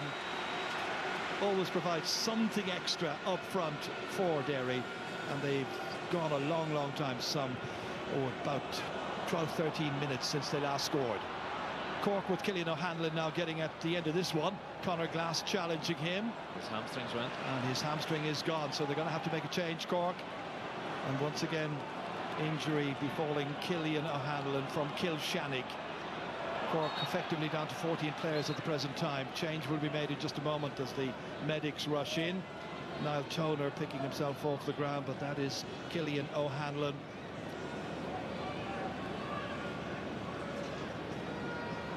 That's Niall Toner being challenged, but just before all of that, it was Cillian O'Hanlon running for this ball here, and immediately you could see reaching for his thigh just behind the right leg. Player who played in Cork's celebrated extra time win over Kerry in the November 2020 Munster Championship semi-final. But he's had a lot of injuries since that time. Well, he's back up on his feet again. Still there on the park, I can tell you, out of shot as Brendan Rodgers feeds it forward here. And here's Conor Doherty, a goal scorer in Ballybofey. And that time the ball handled on the ground by the Derry man. Free kick for Cork. Just as Rory Maguire is taking it, the Derry man got in his way.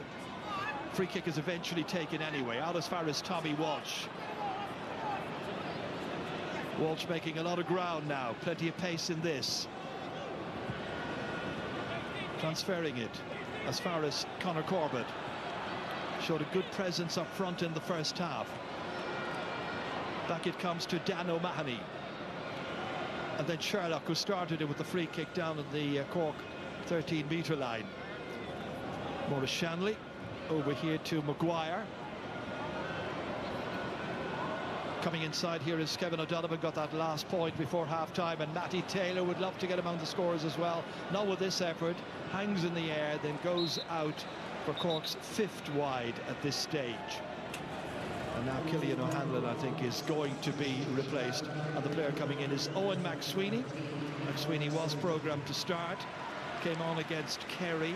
Scored 2 very fine points in Páirc Uí Chaoimh. Coming on now to play in his 12th championship game. And Cillian O'Hanlon ruefully making his way off.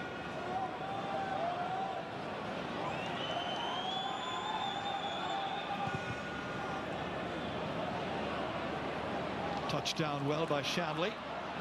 Cork struggling to try and get it, however, eventually booted forward. Should be Pádraig McGrogan's. Dean goes after him. Again, it is Ethan Doherty. Calming things down. Gareth McKinless just waiting for the others to get forward. And they go from defensive mode into a attacking role immediately. Goalkeeper involved. Oren Lynch pushing everybody forward. Cork realise they've got to retreat down towards McFall. Derry looking to score here through Kieran McFall, guiding it beautifully over. First of the day for McFall. Good work by the 28-year-old from Derry, making it 8 points to 5. Yeah, nice score by McFall, but all of Cork's own mistake came from a long Oren Lynch kick out, where actually Oren Lynch had miscalculated. He hit it to 3-on-1 to the advantage of Cork, and yet somehow Derry came out with the ball from that situation, and from there built an attack, and a Kieran McFall scored. Derry pushed up on the kick out, so it was incumbent on Micheál to go long. Cork win it. Dean goes forward. 2 or 3 players on this side. Brad O'Driscoll is one of them, stepping in beautifully here, cracking it but putting it wide. He looks plaintively at the referee, thought he was being fouled. It's not going to count, however. It's Cork 6 wide instead. Yeah, all from that long kick out, so valuable, and this time Cork did get good support runners through. He probably was being held back a wee initial tug, but let go just in time. It was Conor Doherty who was reaching in to try and get him, just made contact, I think, but no free kick given. Chrissy McKaigue. On this near side, he has Kieran McFall, decides to ignore him. Turn the point of attack back towards the goalkeeper. Oren Lynch. Knocking it forward here, taken well by Shane McGuigan, being marked by Tommy Walsh. It's quite an onerous task for a young player. Tommy Walsh, still under 20 for Cork. Across as far as Ethan Doherty. Two players on this side supporting him. Once again, it's McFall in there behind Doherty. All the way back to Conor Doherty, his namesake. Derry knocking it about, almost getting a little sloppy with that one. Corbett eventually catching Conor Glass. Derry's free kick. Moved on by McCluskey as far as Chrissy McKaigue. Happy to be back in the starting 15 once again. Shane McGuigan got by the first challenge, and then O'Callaghan got in, helped by Barry O'Driscoll. Cork trying to win it back. Maguire bends his back, takes it, moves it out. A referee saw a couple of tugs on him. It's got to be a free kick for Cork. Bit of a scrap in the middle of the park. Finally Cork get it forward again. Kevin O'Donovan. He has McSweeney here on his right-hand side. First touch with a player from Knocknagree. Comes back to Stephen Sherlock. Still in play. Not as good as you can say about that one. Corbett manages to keep it there and set up another opportunity for Maurice Shanley. Darting back, looking for options, back towards Sean Powter. Again Maguire makes himself available, strikes the post, comes back down. He's out of luck, and Owen McAvoy able to pick it up. And Derry given the opportunity now to carry it downfield. Ethan Doherty. The shooting by both teams today has been below par. How much the wind is affecting that, but both teams are probably below 50% now. Shots dropping short, badly miskicked shots, and the team that can try and iron that out and hit a wee run of form now coming into the final stretch, that's going to be massive. And this is Gareth McKinless. Good run by McKinless. Challenge there by McSweeney, and the referee says there was a push in the back onto the Ballinderry player. So it'll be a free on the 13-metre line, and a chance here for Derry to go 4 in front. And that is a big lead in a match like this today, where scores have been hard to come by. He plays with such a drive, McKinless, whenever he gets going like that. It is so dangerous, and Owen McSweeney just felt the danger was too high and pretty blatant push in the back. And it'll be Shane McGuigan who will take it, given a chance now to get his first point of the second half and his third in the match. All of them coming from frees.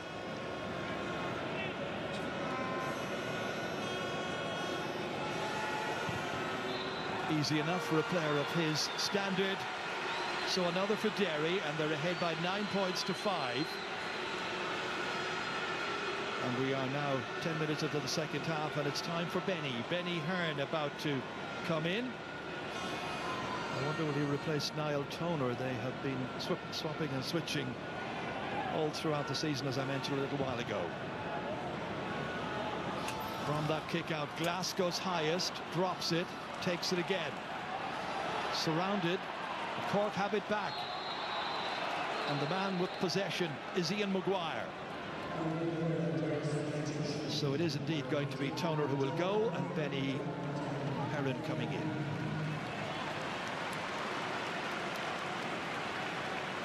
Well, he's a very, very crafty player, Benny Hearn, replacing Niall Toner. Tommy Walsh. Here's Rory Maguire. On a big wide pitch like this, energy sapping, you imagine the two managers will use their full squads so far as they can. Kevin O'Donovan. Calling for it was O'Callaghan. Maurice Shanley. O'Donovan. A run forward by Ian Maguire, going past Benny Heron, and then Derry win it back. Now on the ground is Niall Loughlin. Free kick taken by Pádraig McGrogan, nobody marking Shane McGuigan.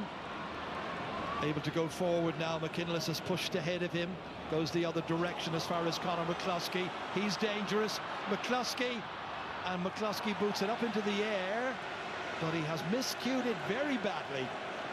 Their third wide, their first of the second half. Well, you were thinking there, and it's got to be either a goal or a point. Yeah, absolutely. He's so dangerous. He's so fast when he's carrying the ball through. He just got to tackle right at the right time there, because the door did seem half open. But John Cleary, I would say it's just a matter of patience. Brian Hurley has been warming up since the start of this second half, and I'm sure he wants in. You may be sure of it, as Tommy Walsh struggles to retain the possession, eventually gets the free kick. McSweeney's going to take it for Cork as far as Kevin O'Donovan to Brian O'Driscoll. Keeps it away from Benny Hearn. Back as far as Matty Taylor. Loughlin trying to get close to him. Good ball forward here towards Corbett. Keeps it in play. That was the first task. Sets up a scoring opportunity in the back of the net. And once again it's Rory Maguire. 9 points to 1-5. 48 minutes into the game. First time he's ever scored a goal in the championship. Rory Maguire has set it up as a 1-point contest. Absolutely brilliant and much needed for Cork. 13 minutes into the second half, they hadn't even scored at this stage, and suddenly a goal brilliantly set up by Corbett. That long ball in, Cork haven't been able to do it many times, with that long ball in and then a strike runner off. Brilliant finish. Owen Lynch had come off the line and Rory Maguire made no mistake. Well, that's Cork's first score in about 10 minutes. Rory Maguire is making quite a habit of getting all these scores. His dad Mike was a goalkeeper with Cork. Back it comes to Conor McCluskey. Back it here again, and that's in the back of the net. Conor Doherty this time. He's done it again, a second championship goal this season for him. Within a minute of Cork's scores. Doherty from Newbridge punches the air with delight. Calmly dispatched. A real sucker punch for Cork there, but brilliantly done by Conor Doherty. I thought it was actually blocked on first viewing, but he got a wee dummy bounce in brilliantly in a very, very tight space, and then dispatched it very, very coolly, kept it low. Brilliant finish, and a tough hit to take for Cork. About 60 seconds apart, those goals. Paul Cassidy now. New lease of life for Derry. Rocked by the concession of the goals, shaken into life, and now they look to get the next score as well. Ethan Doherty dragged down by Matty Taylor, free in, notebook out by the referee. Is this the swing around that Derry have been waiting for? No card issued, but there will be a free kick, and Shane McGuigan will step up to take it. And in a moment we're going to have Chris O'Jones coming in. He'll come into the inside forward line, playing his 6th championship match.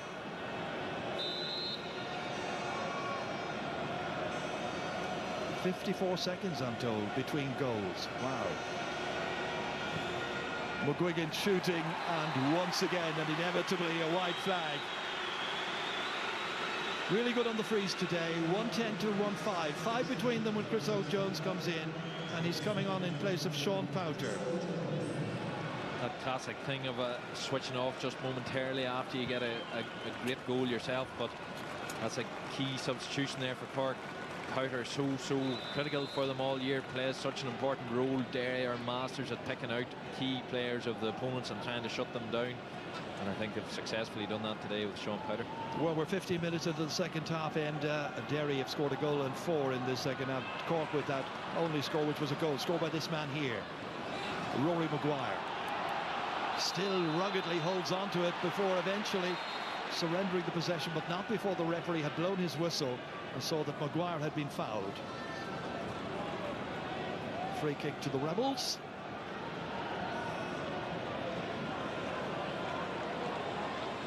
Kicked ahead here by Kevin O'Donovan. There are lots of Derry players back there, forming a wall of defenders all the way down to McGuigan, this time fouled by Tommy Walsh.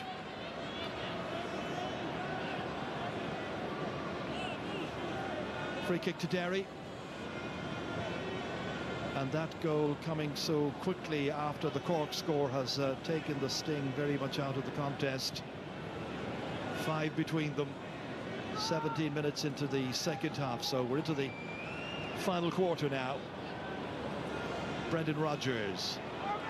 Here's Conor McCluskey firing it forward here as far as Owen McAvoy scored against Fermanagh, setting one up here. There was very nearly a second one for Conor Doherty, but in the end it's gone wide. That's 4 wides now by Derry. McAvoy again, a thorn in the part of that defence. And how is Conor Doherty getting forward like that into such good scoring opportunities? And there are the Dubs. They'll be in action at 4 o'clock against Mayo. That should be good.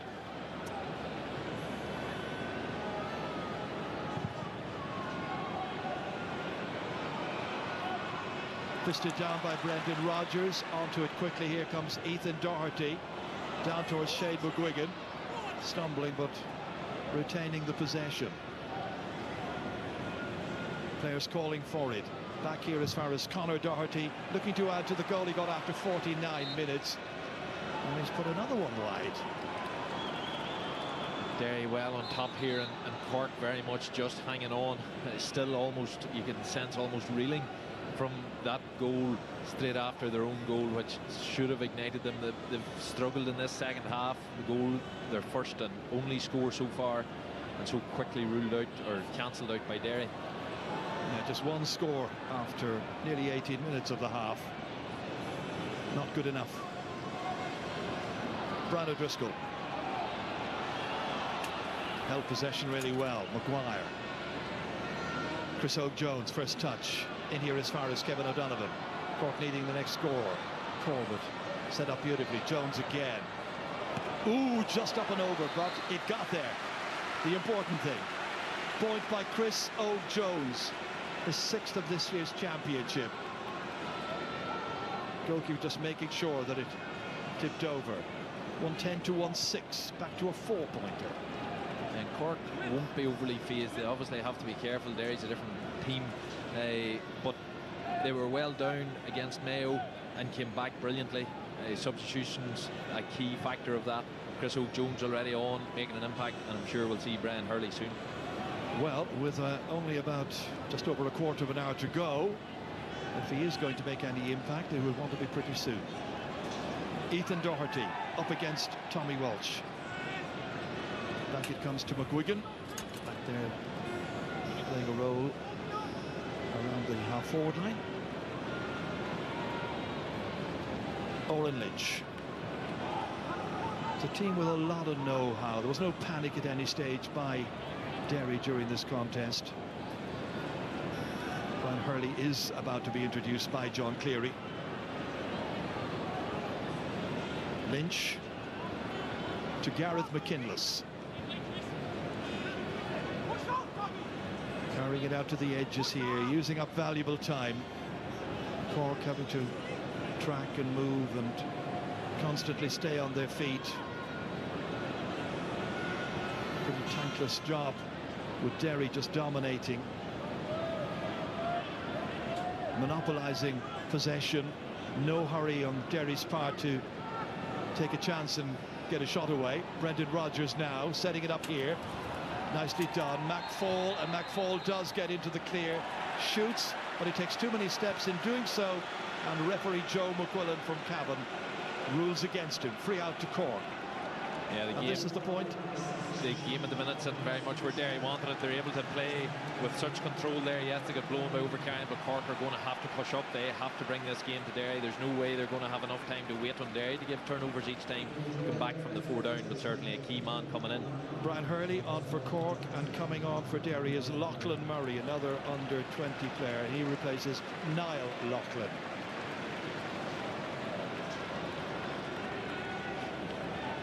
Lachlan, who scored one of Derry's points, he leaves the game with Derry leading by 4 and about 14 minutes of the 70 still to go.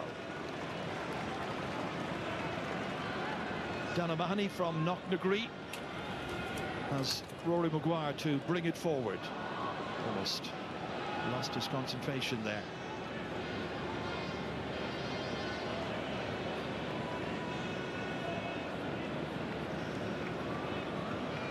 O'Donovan, as far as O'Mahony once again. Back from Shanley. Colm O'Callaghan. So will they try something different now with Brian Hurley in there?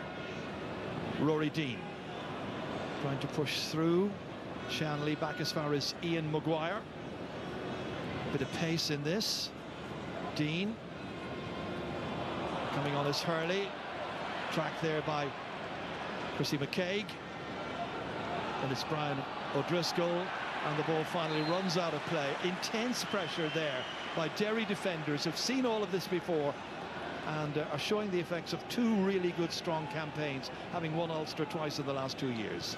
Brilliant defensive play by Derry. They seen the half chance of turnover. Chrissy McCaig's tackle on Brian Hurley. The ball spilled loose, and as soon as that happened, it was like a trigger. 3-4 Derry players went in really, really hot and heavy and managed to complete the turnover. And so the Oakleaf County come forward again with Brendan Rodgers this time. Sure, he is absolutely delighted this year to be free of playing full back. I guess he probably felt pretty hemmed in there. A player of great ability, operating with great effectiveness in the middle of the park with this alliance he has with Conor Glass. Really dominant midfield pairing. And McKinless has been outstanding as well as a number 6 for them. Oren Lynch out to Chrissy McCaig. And his difficulties in the Donegal match with Oisin Gallen, and before that against Fermanagh with Alton Kelm as well. Players of pace and strong running ability. Here's Brendan Rodgers down here as far as Paul Cassidy. 2 points in the first half. Wants to get it back onto the right maybe. 2-3 Cork players there ready to pinch the ball back from him. Held on too long anyway. Matty Taylor fouled as he was coming out with it. More changes, and Cork now bringing on John O'Rourke, another very experienced player, and he comes on in place of Brian O'Driscoll. Lots of energy expended there by Brian O'Driscoll. Fresh legs, maybe a few fresh ideas, and here comes Paudie Cassidy coming on, number 23. Player going off will be Kieran McFall.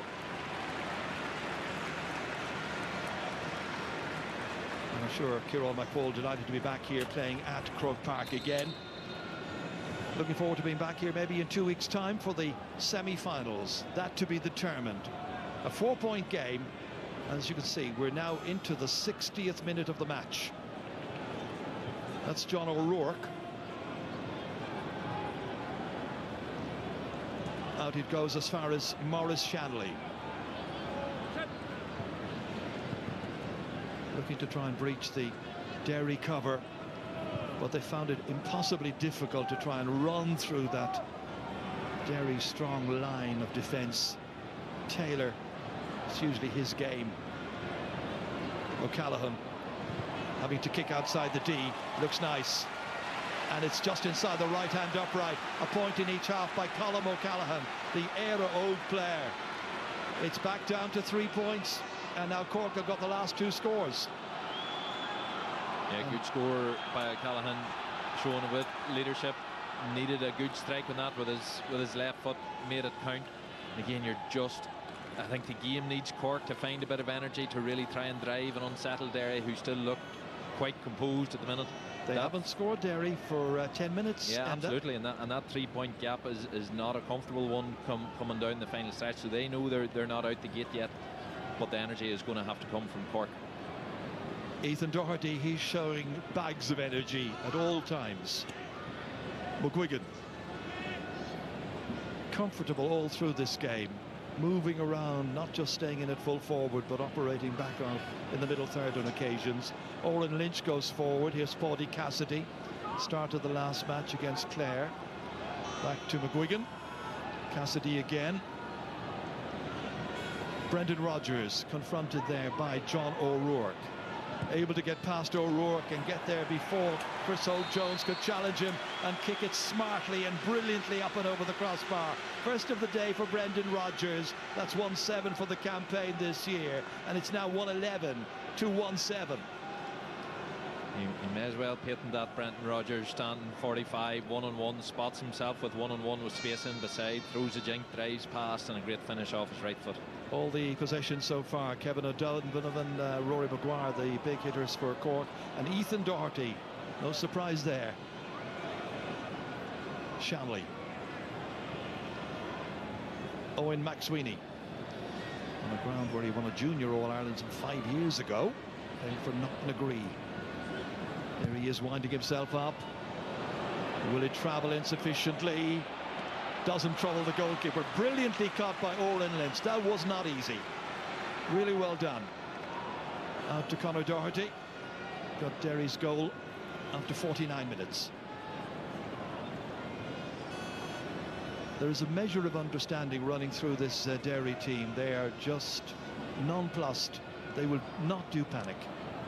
No, absolutely, and even on that one there, a high ball dropping in, the nearest defender couldn't quite pick out who he was, but he done the necessary blocking off of the inward attacker, because we've seen so many times this year those dropping shots, or the shots that drop short, are so dangerous in terms of goals, but well defended by Derry. Conor McCluskey impishly carrying it forward again. Ethan Doherty.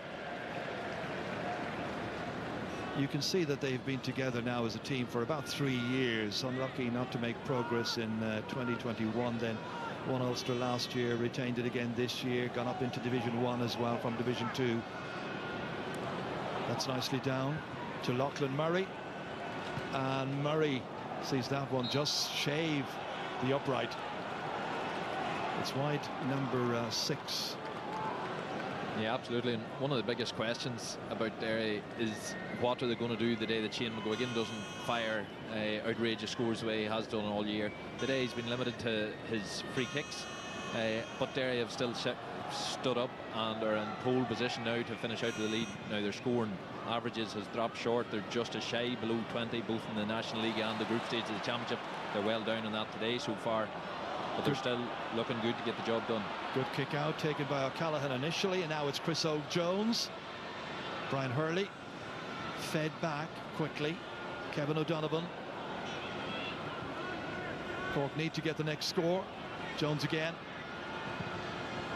Drags it to the right. So that becomes Cork's 7th wide of the game. And the gap remains the same, 4 between them. Time now ebbing away.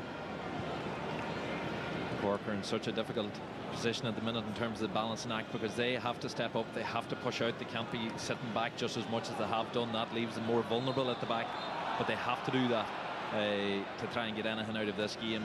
But it's a difficult balance to try to strike. Chris Holt-Jones deemed to have fouled Chrissy McCaig, so Derry have the free kick. Able to take it out at their ease.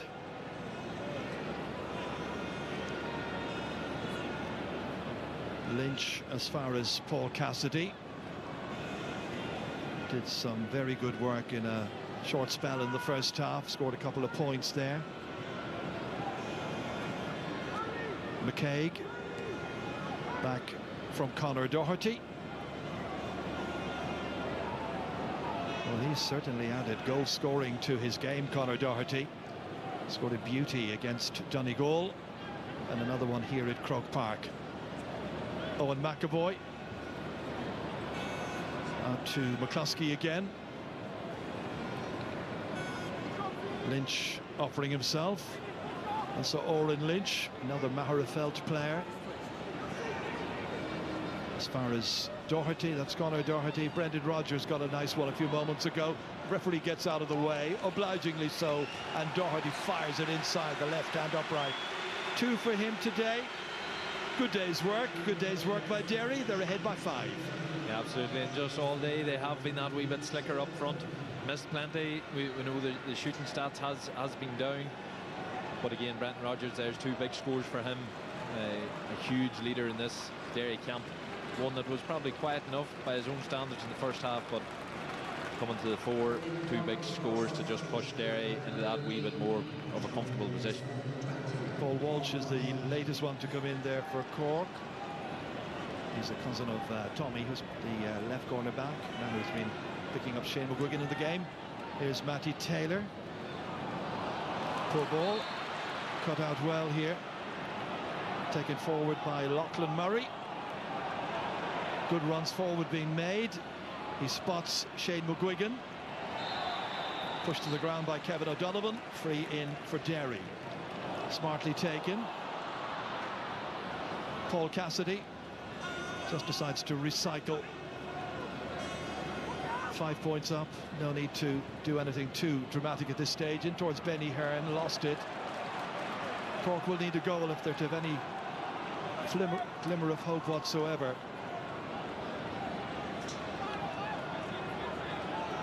It was 6 points to 5 at half-time. Right now it's Cork going forward with Paul Walsh giving it there to John O'Rourke. Chris O'Jones now, all second-half substitutes. Here's another one. Owen McSweeney. Back to Jones again. Matty Taylor in from the outset. Benny Hearn's just in front of him. John O'Rourke. Cork needing a score. McSweeney. They're working hard, Derry, making sure that Cork are not able to pick off anything easily. Shanley back here as far as Brian Hurley.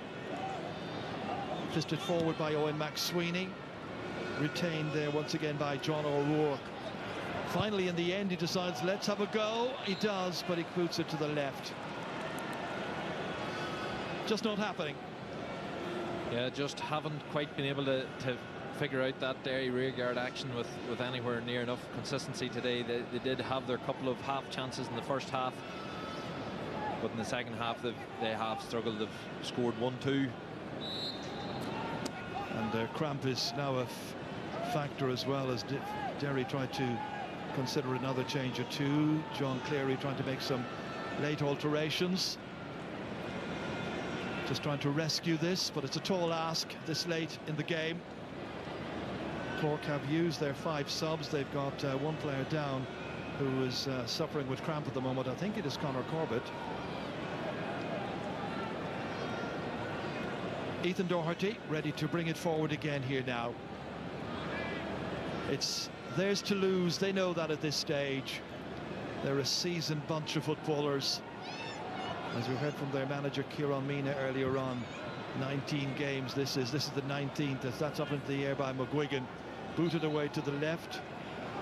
At this stage the wides are just a factor that they will consider later on. We're into the 70th minute. There'll be 4 minutes of additional time tagged on. So 5 minutes between Derry now and a place in the semi-final of the 2023 All-Ireland Championship. But Dublin hoping to get there as well, alongside Mayo, vying for that 4th spot at the in the 4 o'clock slot. Glass is a tower of strength, the former Australian rules player. Remember him as a youngster playing down there in a colleges match. I think it was against Pobbleskull Corkaguina, and he was immense even at that early stage. And the shock of red hair, unmistakable. Down to Shane McGuigan. Cork looking exposed. McGuigan toying with Tommy Walsh, going forward, a push in the back, and a penalty will be the outcome, I imagine. Frustration there for Cork. I think it was Matty Taylor who got back in the end, and Matty knows what he can expect. Smile on the faces, but the card is coming in the 71st minute, and it's done and dusted really at this late stage. The referee to show the notebook and rather the yellow card, so he stays on. Yeah, and that's the thing I was talking about a few minutes ago, where Derry were caught in that, or Cork were caught in that horrible position of having to push up, and then that leaves themselves vulnerable. Like, that was the most open they've been all day. Shane McGuigan got in, brilliant dummy to get away, and then he got pulled down, and I'd imagine he was going to dispatch it anyway, but he's now got the chance to dispatch it from the spot. He's got a yellow. No question. Why not black? At this stage, I know it doesn't matter an awful lot, but sometimes, unfortunately, at the minute, our rules is sort of like pick a card, any card. It's Micheál A. Martin against Shane McGuigan. Shane has scored 4 points today from frees. So this free, a penalty right at the end, would it be his 6th ever championship goal? On a weekend of penalties at Croke Park, at the Hill 16 end, it's saved by Micheál A. Martin. Well, Cork gets something to cheer about. I'm sure his dad and mother in the crowd are cheering, but a late moment of drama in Cork's favour this time. And now Derry have it back once again with Paudie Cassidy. So it stays 1-12 to 1-7. Going back to the card, it probably wasn't a pull down, it wasn't a Senegal, it was an attempt of a tackle at least. So I think when there is that, the ref will side with the yellow card. Conor Glass holds off the challenge.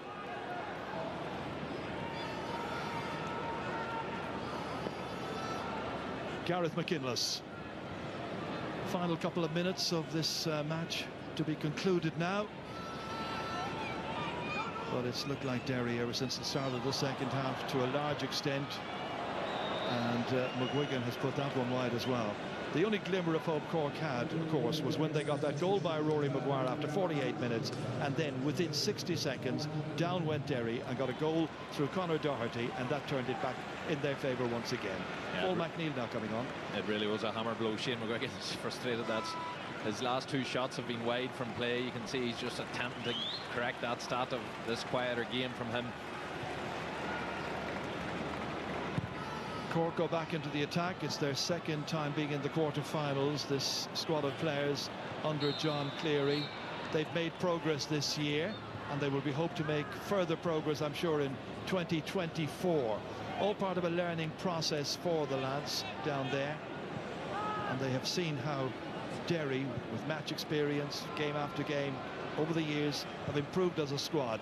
And that is booted in there by Owen McCormack, or Rowan McSweeney, I should say, and McSweeney, who came off the bench, puts it over and makes it 1-12 to 1-8. And it's hard not to see the impact of that missing week break. Derry obviously had the week break. Cork were playing, not only were they playing, they lost Luke Fahy from injury in that game. They lost Killian O'Hanlon today with a hamstring injury. And this last sort of 10-15 minutes where you were really expecting them to up the energy, it hasn't really come from them. And whether that was the impact of last week, it certainly doesn't help. And the teams coming through that busier phase, it is certainly tougher for them, which only the biggest learning there is in these group stages, those positioning, finishing first, second or third, it is such a massive impact on how it maybe might pan out after that. They're still going forward. It's Owen McSweeney again, lobbing it in there, breaks down towards Kevin O'Donovan. Oh, blocked down, and that's got to be a 45. All those factors that you were mentioning. There was also, of course, the very fact that they didn't have the services of Brian Hurley for so much of the game, and in recent days as well, or recent matches. Yeah, So he's a forward like Comer for Galway. He has that real impact, that bit of power that in a packed defence can create openings from nothing. And both teams, you could say, have suffered heavily from those players not being out there, not being fully available. So a late 45 for Cork. Derry are poised to win this. We've played the 4 minutes. We're into the 5th. Lobbed in again by Hurley. Glass fisted it out, and the referee blows the final whistle, and Derry beat Cork, and for the second year in a row they make it into the All-Ireland football semi-finals. A job well done by Kieran Mina. There is plenty of room for improvement, I'm sure he will feel as well, but the manner in which they responded to the concession of the goal by Rory Maguire for Cork after 48 minutes so quickly, and then within moments they had put the game pretty much out of Cork's reach.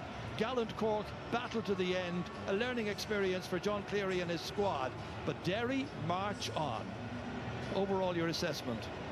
No, look, professional job done by Derry. They had champagne football last year in the quarter-final against Clare. They were immense, and they got hugely hyped up then in front of the semi-final. Today was not a particularly good game from either team. Plenty of things to work on for Derry, but they have got the job done. Their big challenge, as you mentioned, they have aspirations of an All-Ireland title. Now they know the big game will be coming in the semi-final. So Croke Park fills up. There's another quarter-final to come. This one is finished. Derry 1-12, Cork 1-8.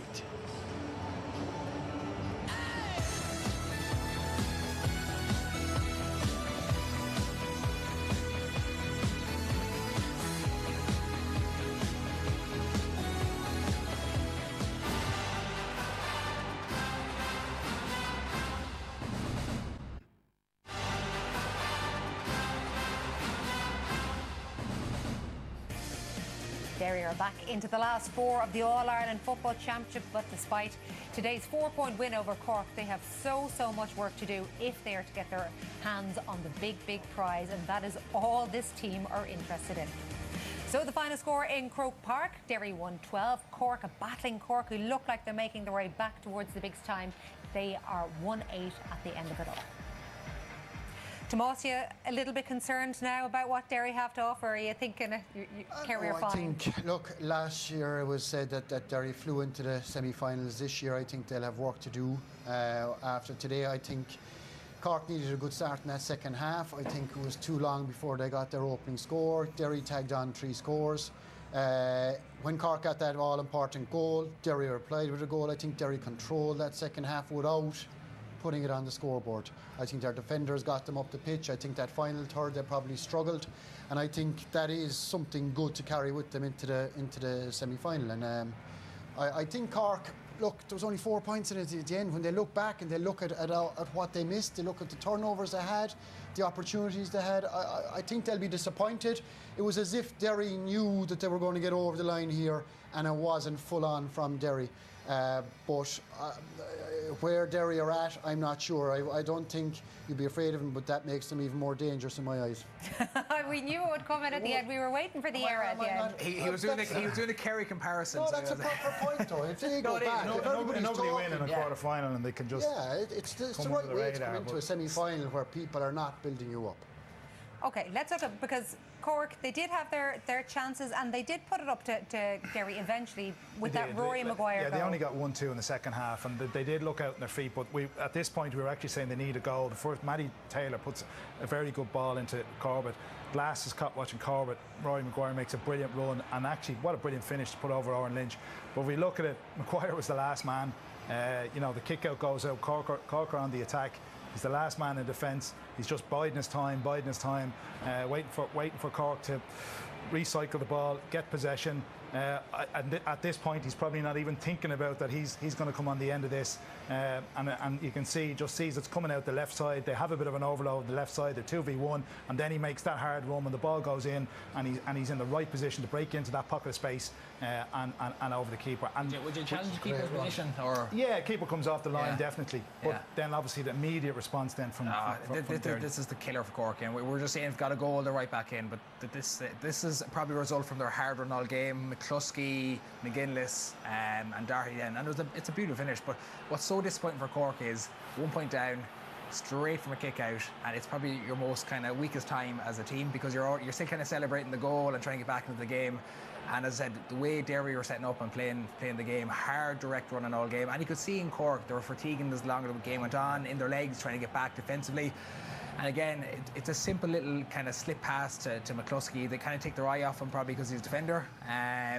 And they get kind of sucked to McGuigan, and as a result, and again, I suppose McCluskey's quite clever because he had a bad wide just a few minutes before this. Give it to the right guy, but this is the good stuff here. Lovely dummy, and then into the back of the net. So that was the game in a nutshell, really. Hanlon was a big loss when he went off injured. Hurley, the fact that he couldn't start. Sherlock had a quiet game. You know, it was kind of half stacked. They did very well, and they have so much to build on for next year. I think Cork have done really, really well this year. I think they have turned the corner in that they are well entitled to see themselves in the top 8 of the country. You mentioned that they had people who didn't necessarily perform as well as they could or got injured. Shane McGuigan didn't have one of his great games today either, as perhaps summed up by his penalty miss. He's human. I suppose we talked about how good he has been so far. And a bit like Clifford last night, he had a couple of bad shots and probably mishaps. Could we have had 2 black cards here? Potentially. I mean, in the context of the game, John, I don't think it really mattered. The thing with McGuigan, is, in fairness, any time this year up north when the pressure was on, there'll be pressure on him for the next game. There'll be huge pressure on the fact that he didn't have one of his normal games. So the semi-final will be a massive game for him. But I think he's answered every question this year. I think there's been a lot of talk whether he was a one-man team, and Derry got the job done today. But for me, they just have more quality and guys that have ability to take scores. And similar to the Donegal game, particularly in the second half, as the game evolves, McGinless attacks more, McGrogan attacks more, Doherty, that half-back line, and McCluskey, they pile forward when teams begin to fatigue. And then Rogers steps, he just has that step to be able to step in and take 2 points. What they throw up there today won't be good enough. It won't be because of the chances Cork have. So and it comes back to that big question mark about a running game in Croke Park. Can you have a running game? On the point of who did perform today, who did you go for man of the match? 3 of us agreed. Just let me clarify that. Sure, I'm not a we went with Gareth McGillis. We thought he was fantastic. First half, particularly when Derry were a bit slow and trying to build up, but second half he was a powerhouse, and I just thought he was fantastic for Derry today. I'd actually love to know how many of these awards Gareth McGinless already has. He has one from today's quarter-final. Anyway, here he is with Damien. Thank you, Joanne. Gareth McGinless is here. He's the Super Value man of the match, and John Field from Super Value is here to present you with your award. Well done, Gareth McGinless. Thank you very much, John. Gareth, it wasn't the day for shooting the lights out, but was this victory built on a defensive platform and keeping Cork at bay, turnovers and intensity in the tackle? It was, surely. You know, look, any day we go out, we set our stall out that we want to defend really well, and then that would allow us to attack. Sometimes when we get up forward, we chose the wrong shot selection at times, but we sat down at half-time, we talked over things, and thankfully it was a wee bit better in the second half. So. Cork players like Sean Powter and Rory Dean, you know, he did a really, really good job on them. Was that a key part of your focus today, apart from looking after yourself? Of course. Look, Cork have a number of players all over the pitch who need tagged and who need watched, but at the end of the day, it's a team collective, and we do it together, and we battle it out. So, Gareth, how much do days like today mean to you? You've midfield, sweeper, centre back, but I suppose you missed a couple of years there as well. And do you take days like this for granted when you're back and playing to the level that you and the team are at? No, look, hey, any day you get the grace of this pitch here is a great day. When you're growing up as a child, you think about playing in Croke Park, and these days you can't put into perspective what they mean to ourselves or to anybody. To all players playing in it, it means the world to us, and I'm just glad we get another chance at it next 2 weeks. Well done, Gareth. Super Value man of the match, Gareth McGinless, Derry centre back. Well done. Cheers, thank you.